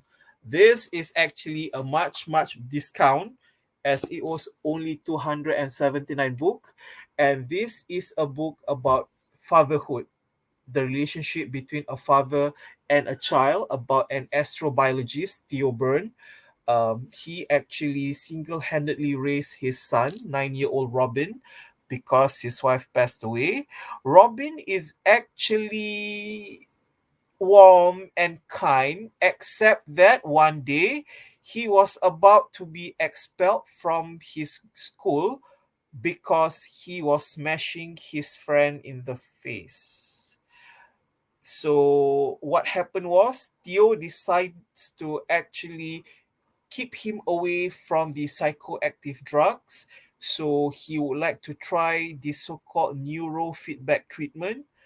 And together they went on a journey, and I would say this book reminds me of the father and son novel written by Cormac McCarthy entitled The Road.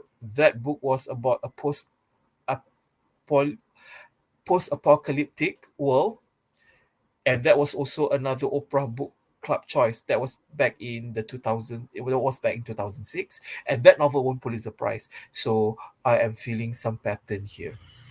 So if you enjoy a book about fatherhood and father and son relationship, Bewilderment is that book at number 10 on my chart. All right. Okay. Coming in at number 9. Coming at number 9 is everyone's favorite author, Sir Kazuo Ishiguro from Clara and the Sun. And this is also a Good Morning America. See, this is also a Good Morning America book club choice, but this is way better than the other book that I mentioned earlier. Clara and the Sun is actually about Clara, who is actually an artificial friend. Previously, actually, Kazuo Ishiguro wrote a book called Never Let Me Go. It's actually it's a somewhat a science fiction-ish book. So this is something that resonates that resembles, I would say, shares the same bandwidth with that book. Okay, all right. So Clara is actually an artificial friend where, like, watch carefully the behavior of human beings. So one day a customer choose her to stay as the company for that girl. All right. So she is learning about human. All right.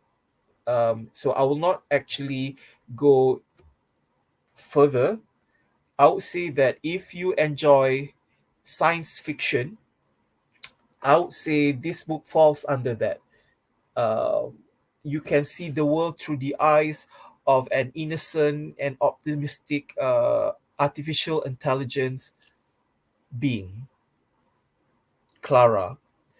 And it has a little bit of mythology, a little bit of suspense, mystery, and the coming of age of a robot. Where else can you find that? It's rather, I would say this is rather dystopian, but not as deep and dark as Margaret Atwood's. What was that book? Handmaid's Tale. Okay. All right. So at number 9 is Clara and the Sun. Number 8, Imbolo Mbuye, How Beautiful We Were, written by Imbolo Mbuye. Okay, how's the spelling here? So that's Imbolo Mbuye. This is her second book. Her first book, entitled Behold the Dreamers, is actually about African immigrants and American dreams in America. So this book actually takes a 180-degree turns. So it's actually takes place in an imaginary African village named Kosawa. It's fictional. It doesn't exist. And how the villagers are battling the America Oil Company that pollutes their village. All right, because the government was led by a led by a dictator who enjoys all the money given to him by this American oil company. It's actually about the world of post-colonialism, the reckless drive for profit, and the determination to hold on to the ancestral land, and a young woman who actually led the struggle of a fight with a corporate America. Yeah, I would say that's how that sums up the story. It kind of remind me of Seorang Tu di Kaki Gunung, and I would say that the beginning of the book is a bit slow, but you will actually pick it up once you have reached page 50 and above. How Beautiful We Were is a beautiful book coming in at number 8. All right. At number 7 is actually a Canadian author, a book from a Canadian author, Mary Lawson, A Town Called Alice. This is the intertwined life between three characters. Okay, Liam, a recent divorced man who moved into a house that once belonged to an old person named Elizabeth. Now, Elizabeth lived next door to a young girl named Clara, and they enjoyed a special relationship. Clara and Elizabeth. But one day, when Elizabeth was really ill, so he was taken to the hospital. So Liam, who was recently divorced, moved in as per Elizabeth's instruction. And I'm just going to leave it there because I don't want to spoil it for you. Spoilers ahead. So you can see how the lives between a young girl, a divorced woman in his 40s, and an older woman in his late 70s. And they are combined. They are, I would say, connected with love. Yeah, I'm carefully selecting my choice of words so that I will not let out the spoiler. All right. So this book was also longlisted for the Booker Prize. Mary Lawson, A Town Called Alice, at number 7. Number 6 is also a debut novel from Kelsey McKinney, God Spare the Girls. Okay, this is also another book that deals with family of a preacher man.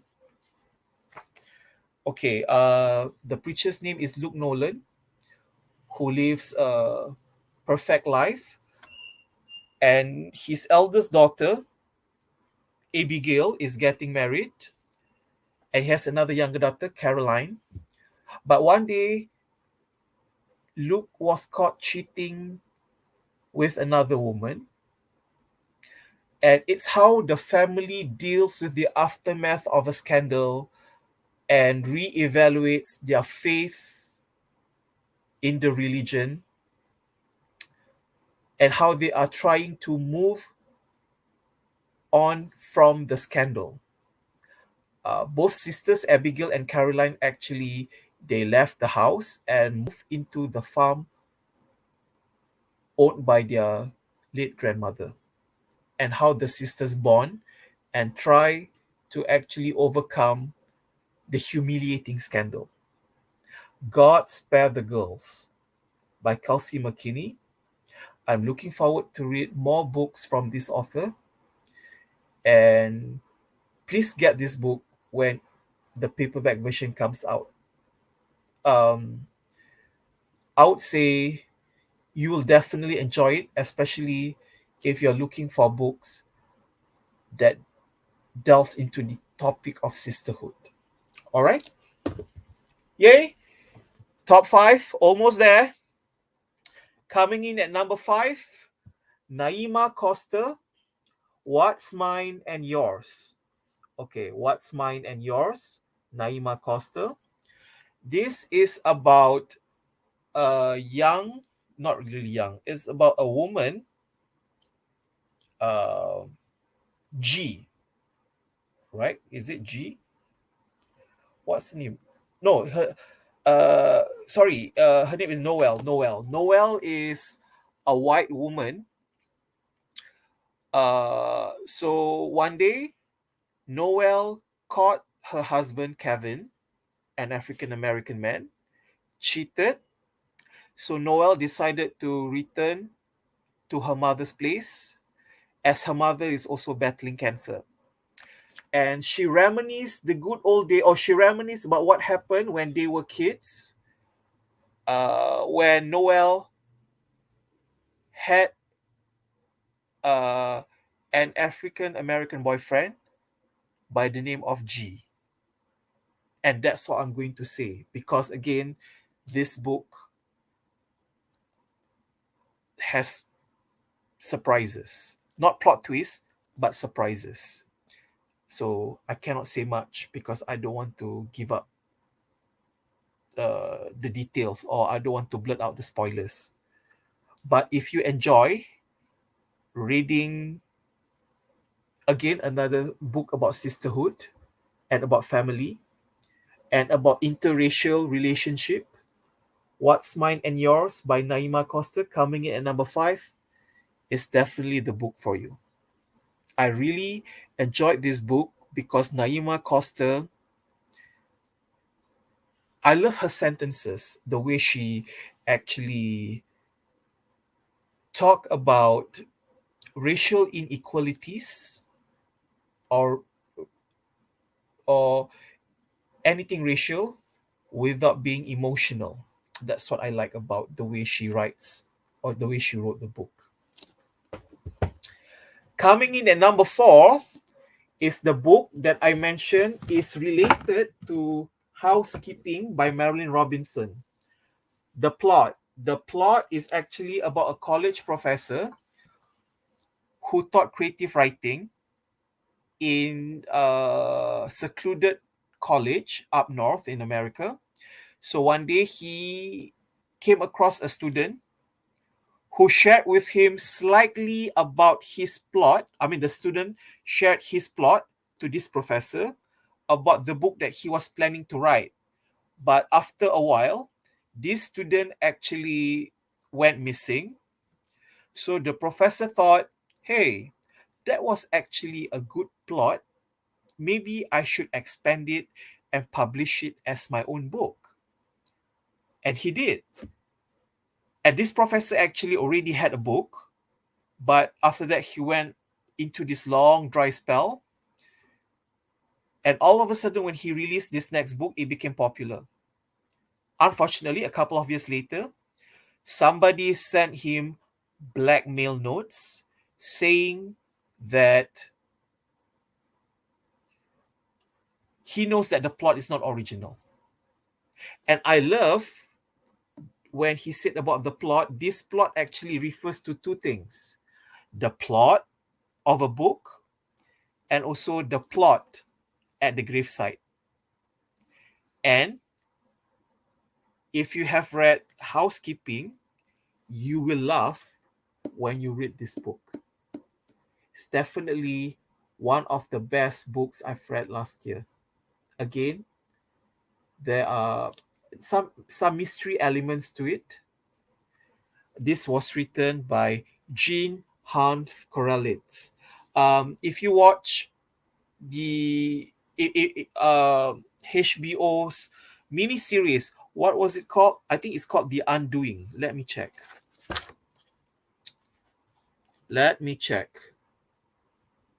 Yeah, The Undoing.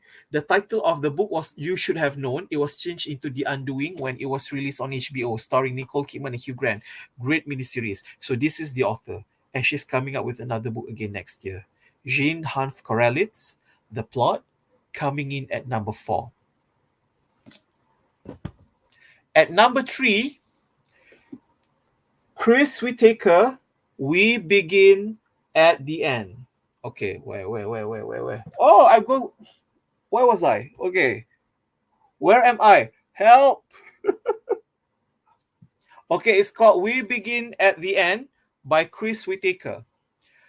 This is a story about a young man who was sent to prison for accidentally killing another person. All right. So many years later, this man, Vincent King, was released because he actually finished serving the term. And his good friend, Walk,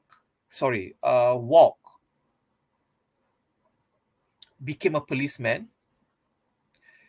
And when Vincent was released, the whole town was not too happy but there's nothing that they can do. And at the same time, Star, a young woman who was once Vincent's lover, was found murdered. And Star has two kids, and her eldest is named Duchess, a sassy 13-year-old who actually became the protagonist for this book. We begin at the end. This book sees how the relationship between Vincent and Star and also Walk, how they survive this tumultuous relationship after the passing of Star. Yeah, I would say that. I will not go into details because, again, there will be spoilers. Uh, all these books I have to very carefully select my to share with you, as because I don't want to give out what happened in the end. We begin at the end. From Quiz Whitaker is at number 3. 2 more books to go. At number 2 is one of my favorite authors, Joan Silber, Secrets of Happiness. Okay, this is actually more like a connected short stories when you read the chapters, but she called it a novel. Never mind, it's a novel or short stories. Still one of the best books I've read. Okay, the story is actually about a rich business executive. Supposedly, he has a happy family, a beautiful wife, and a couple of children. But what people don't know, he also has a secret family, a Thai woman, and their 2 children. Why? Because of his work, he travels a lot to Thailand, Malaysia. Malaysia was mentioned in this book, y'all, in a good way, anyway. And one day after his passing, his son from the first wife discovered that his father has a secret family, and I'll not go into details. Why? Why am I being so kedekut? No, I want you guys to actually enjoy this book. And trust me, you can actually read this book in one sitting. It has connected characters, what I like. You read this book, when you read it, it's actually like a collection of short stories, but it's not short stories. Whether they have a happy ending, I don't know. You have to read Secrets of Happiness. So, the best book of 2021 according to Kamal, drum roll, whatever that is, Burnt Sugar by Avni Doshi. Burnt Sugar by Avni Doshi. I love this book. This book was released in January, and can you imagine? A book that was released in January became the best book for the whole year. Yeah. Was shortlisted for the Booker Prize the previous year because it was published in the UK in 2020, but published in the US 2021 this year, 2021 last year. So this is a story. If our selection at number 10 is about father and son, so it's like we close the top 10 at number 1 with a book about mother and daughter relationship. It's about a woman named Tara, right, her name? Let me just double check. Antara, sorry. Antara is the daughter. So her mother Tara was married to an Indian man, and she's not happy with the arranged marriage. So she took Antara with her and joined an ashram and lived as the mistress of the religion leader. And at the ashram, Antara was raised by a foreigner, an American woman, who dedicated her life to the leader. And because of they are supposed to live humbly, Tara actually brought Antara along and back to beg for money when they were still at the ashram. So once they left the ashram after the passing of the religion leader, they moved and lived together. And Tara, the mother, actually became infatuated with a Muslim Pakistani who was actually later became infatuated with the daughter Antara. Yeah, I know it's complicated. And later Antara actually married Dilip, an Indian man who was raised in America, so he's very Americanized. And this book later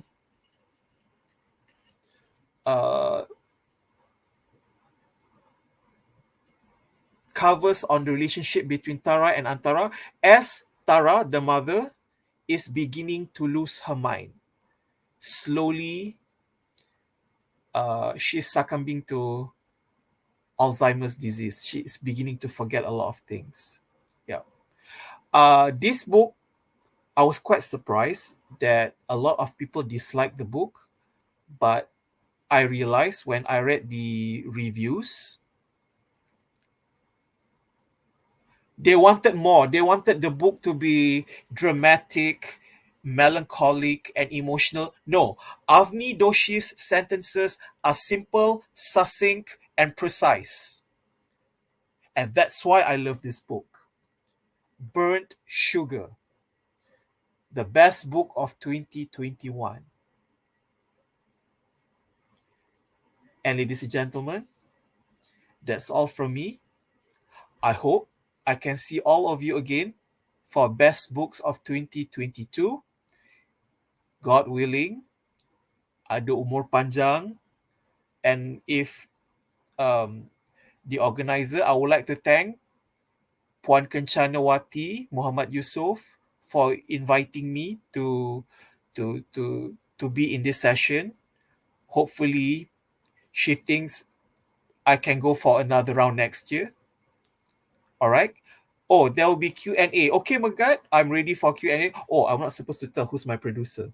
All right. Megat is a very good-looking young man. Okay. And Nur Fadilah, a very good-looking young woman. Okay. Effa Syahrena Abdul Rasam, Doktor ada tak buku yang kalau dari review orang lain, buku tu dikritik tapi bagi doktor buku tu menarik? Buku ni Effa, I cakap, buku ni dekat Goodreads, rating dia tak tinggi. But it's my number one choice. Mesti you katakan, apa boleh percaya ke Dr. Kamal punya buku ni? Trust me, you will love this book. Saya suka buku yang tak melirik-lirik. And this book is just that. Because sometimes apabila kita bercakap tentang buku about mother and daughter relationship, it's lengthy and, with all this unnecessary plot and sentences. But this is just that, succinct. I love this book. So ini salah satu buku yang orang lain tak suka. But ada orang lain suka. Tapi kalau pergi Goodreads ni macam community of book readers kan. Rating tak tinggi sangat. But this is actually also in the New York Times notable books. Ada juga orang yang tak suka God Spare the Girls because they said this book criticizes religion. I don't look at that. I look at how the plot.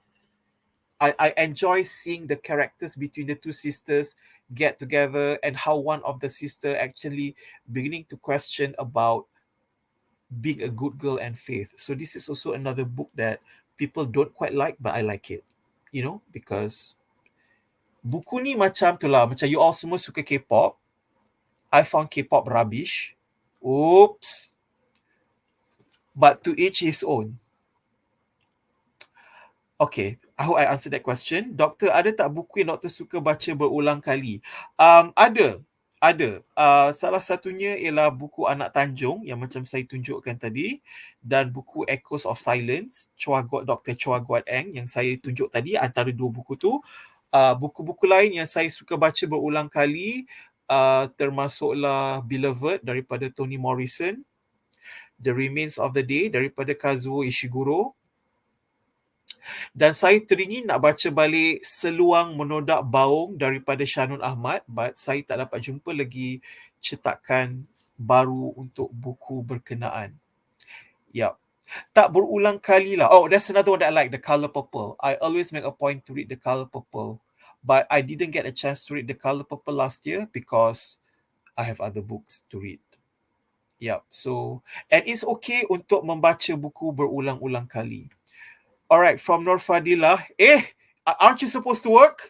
Who is your favorite writer? Okay, my favorite writer, as I've mentioned tadi, Joan Silver. I really like Joan Silver, yang the current living. Joan Silver, saya suka Kazuo Ishiguro. Saya suka yang baru meninggal hari itu, Joan Didion, Toni Morrison. Who else? Dia bila tanya macam ni dia terus tak ingat lah kan. Kejap lagi kan bila dah habis semua baru nak ingat semua. Saya suka Eugene O'Neill, okay, seorang penulis drama, okay. Actually Jempa Lahiri, itu antara yang saya boleh ingat at the moment. And I am also in the middle of reading buku yang akan anda semua bincangkan esok. Don't forget this program. Buku Dr. Ayu Haswida. So I am in the middle of reading that book. Sorry dia agak terlambat sikit because I have a lot of these books that I need to finish. Okay, so sorry about that. Berapa lama Dr. spend untuk satu buku? Ia bergantung. Sometimes satu buku macam yang ini saya boleh habis dalam 3 ke 4 jam. 3 ke 4 jam ni kan selalunya macam ni lah. Macam malam Jumaat, malam Sabtu. I'm not working tomorrow. So if I start a book at around 9:30, dalam pukul 2 pagi, 2:30 pagi, pukul 3 macam tu saya dah habis. Itu kalau buku tu menarik. Kalau buku tu tak menarik dan saya memaksa diri saya, I don't know, it can take 3 months, 2 months. Dan saya ada buku yang memang akan terletak dekat tepi bilik tidur saya. Ada a few lah, 3-4 buku. Buku-buku tu yang akan saya letakkan because saya baca, because saya nak tidur. Maknanya buku-buku yang bosan lah. Okay, bosan for me, okay, not for anyone else. Macam buku-buku klasik. Buku-buku klasik macam Anna Karenina, I am still reading it after all these years. Tak habis-habis lagi. So it depends. It depends kepada keperluan membaca tajuk tu. And you know what? Semua orang kadang-kadang macam heran. Macam mana saya boleh baca research proposal dalam research methodology cepat? Because I'm a reader. An experienced reader, dia boleh baca cepat dan dia boleh tengok points mana yang penting. So sebab tu, kalau siapa-siapa rasa-rasa one day nak jadi lecturer, please, you need to read. Reading is definitely something that can help stimulate your brain and enrich your vocabulary. Okay, ada soalan lain?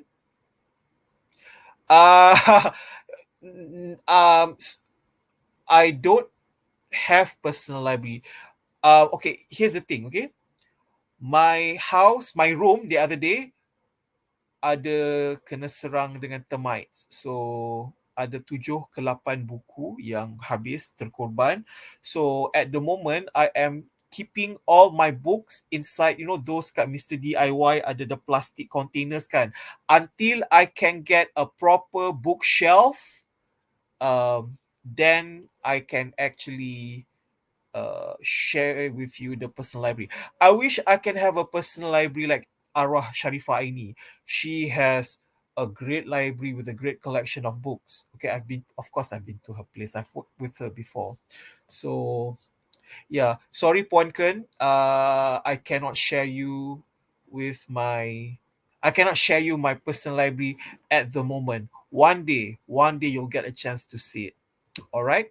So I would like to take again this opportunity. I think that's all for the questions. Okay. My heartfelt thanks to the organizer of R.E.A.D, especially to its main power. Okay. The chief, Puan Kencanawati Muhammad Yusof, for inviting me, to all the hardworking creative industry management students, whether you are the diploma, whether you are CAFF 114 or FF 114 or CAFF 236, CAFF 237, or FF236 or FF237. Congratulations for all your hard work. Okay, I actually enjoy being around management students. You can ask those who have taken research methodology with me. Okay. And thank you also to my good friend, Ketua Pusat Pengajian Management, my good friend, my old friend. We've been friends for 20 years. Puan Duratul Ain Dorothy Jonathan Linggang. We've been friends for 20 years when she was 5 and I was 3. Itu maksud dia. Okay. And to everyone, all of you who actually joined our program, I would like to apologize if sometimes there will be times when I become tongue-tied or I am lost for words, because doing a live show while trying to sell books, it is challenging. So I know why Oprah Winfrey pre-recorded all her book club shows. So next time I think I'm going to pre-record. We are going to shoot throughout the year. All right? Amboy demand. Okay, I think I am ready to return to the beach. So, Nabil, where are you? Ya, saya kat sini. So, Nabil, will you read more books? Kamu akan baca lagi lepas ni? InsyaAllah saya akan baca sebab saya ada tangkap beberapa buku yang saya discover best, sebab saya ni susah sikit nak baca buku. Tapi bila dengar Dr. Kamal review tu macam excited nak beli tu. Okay. Omar, let's get our library to actually stock up with latest books, because it will help students to, read more. Latest books. Kita perlukan tajuk-tajuk yang lebih terkini. So insyaAllah, who knows? Okay? InsyaAllah. Alright. Terima kasih Dr. Kamal. Sila berikan tepukan kepada Dr. Kamal kerana sudi berkongsi tentang buku yang menarik sepanjang tahun 2021. Dan saya harap sesi perkongsian kita pada hari ini dapat memberi manfaat lah. Dan kepada semua penonton, harap semua take note. Dan juga lepas ni bolehlah jadi ulat buku ya, sebab dah dengar kan buku-buku yang menarik, review-review. So seperti yang ditunjukkan oleh Dr. Kamal tu, author dia adalah orang Malaysia tapi base kat New York. So kita support local walaupun dia duduk luar negara. Okay. Baiklah, buat para peserta jangan pergi ke mana-mana sebab kejap lagi kami akan berikan link E-sijil, iaitu link Google Form untuk dikongsikan di ruangan chat sebelah kanan anda untuk anda isikan maklumat anda dan claim voucher ataupun sijil, E-sijil, maaf. Baiklah, dengan ini saya ingin mengajak Dr. Kamal ataupun bertanya, adakah ada kata-kata terakhir daripada Dr. Kamal untuk para penonton sebelum saya mengakhiri program pada hari ini? Okay, alright, thank you Nabil lagi sekali. Okay, kata-kata terakhir saya, go out and get a book and read. Itu saja. Because like saya cakap, reading memang macam ada yang tanya tadi kan, memang susah nak mula membaca. So you have to, like I said, find a genre that you like. If you like sports, find a book about sports, about the biography sports ke apa ke, whatever genre that you like. Find a title that you think you will enjoy and read. Kalau kamu suka baca kisah cinta pun, go ahead and read it, okay? When you are reading, no one is going to say you're shallow. You like K-pop, you like BTS, go and buy books about the lives of the BTS members. I don't know, all 75,000 of them. How many members? I don't know. So go ahead and read books about them. They're all over the place. So don't be shy about the genre of your choice. Okay, you're not supposed to be judgmental. Buku cinta-cinta, novel or whatever, go ahead and read. If that's what you like, go out, get a book, read. That's all I'm going to tell and to share with everyone. Okay, terima kasih Dr. Kamal atas kata-kata terakhir buat kami semua. Dengan ini, saya mewakili pihak Jawatankuasa R.E.A.D, Kisahmu, Melenakan, Tidurku ingin mengucapkan ribuan terima kasih kepada Dr. Kamal kerana sudi meluangkan masa bersama kami dan sudi berkongsi tentang buku-buku cerita yang menarik kepada program pada malam ini. Okey, baiklah. Kepada para penonton, jangan pergi dulu, jangan live dulu YouTube live ini sebab kita akan teruskan dengan tayangan poster slot acara pada hari esok. Kita ada acara apa? Jom kita tengok.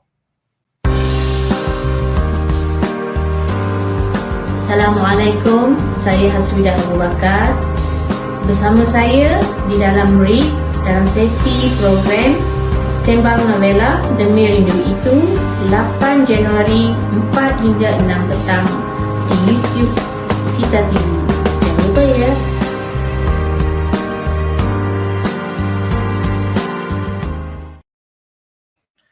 Okey, baiklah. Itu adalah untuk esok acara kita adalah bicara iaitu Walking High bersama pegawai dari Agensi Anti Dadah Kebangsaan A.E.D pada jam 8.30 pagi hingga 10 pagi, minta maaf.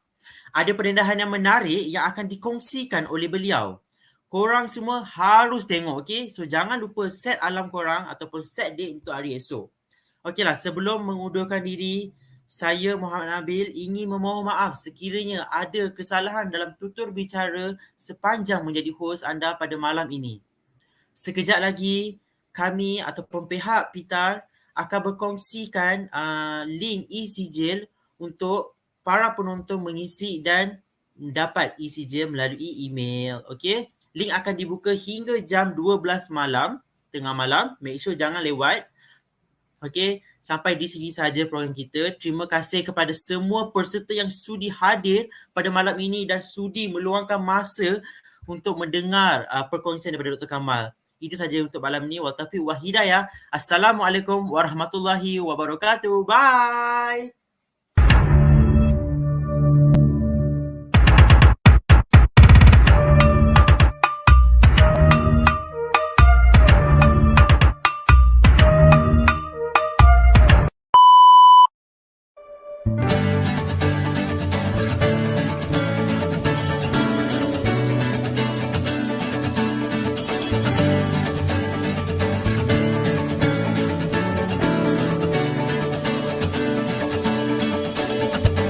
Assalamualaikum dan hai semua. Jangan lupa untuk saksikan program R.E.A.D pada 7 dan 8 Januari 2022 di platform YouTube Kita TV. Semestinya terdapat banyak slot-slot yang menarik di bawah R.E.A.D, antaranya Best Book of 2021, Sembang Novela dan banyak lagi. Saksikan bersama saya sebagai panel jemputan dalam slot Aku R.E.A.D Melaka pada 7 dan 8 Januari. Jumpa anda di sana. Bye.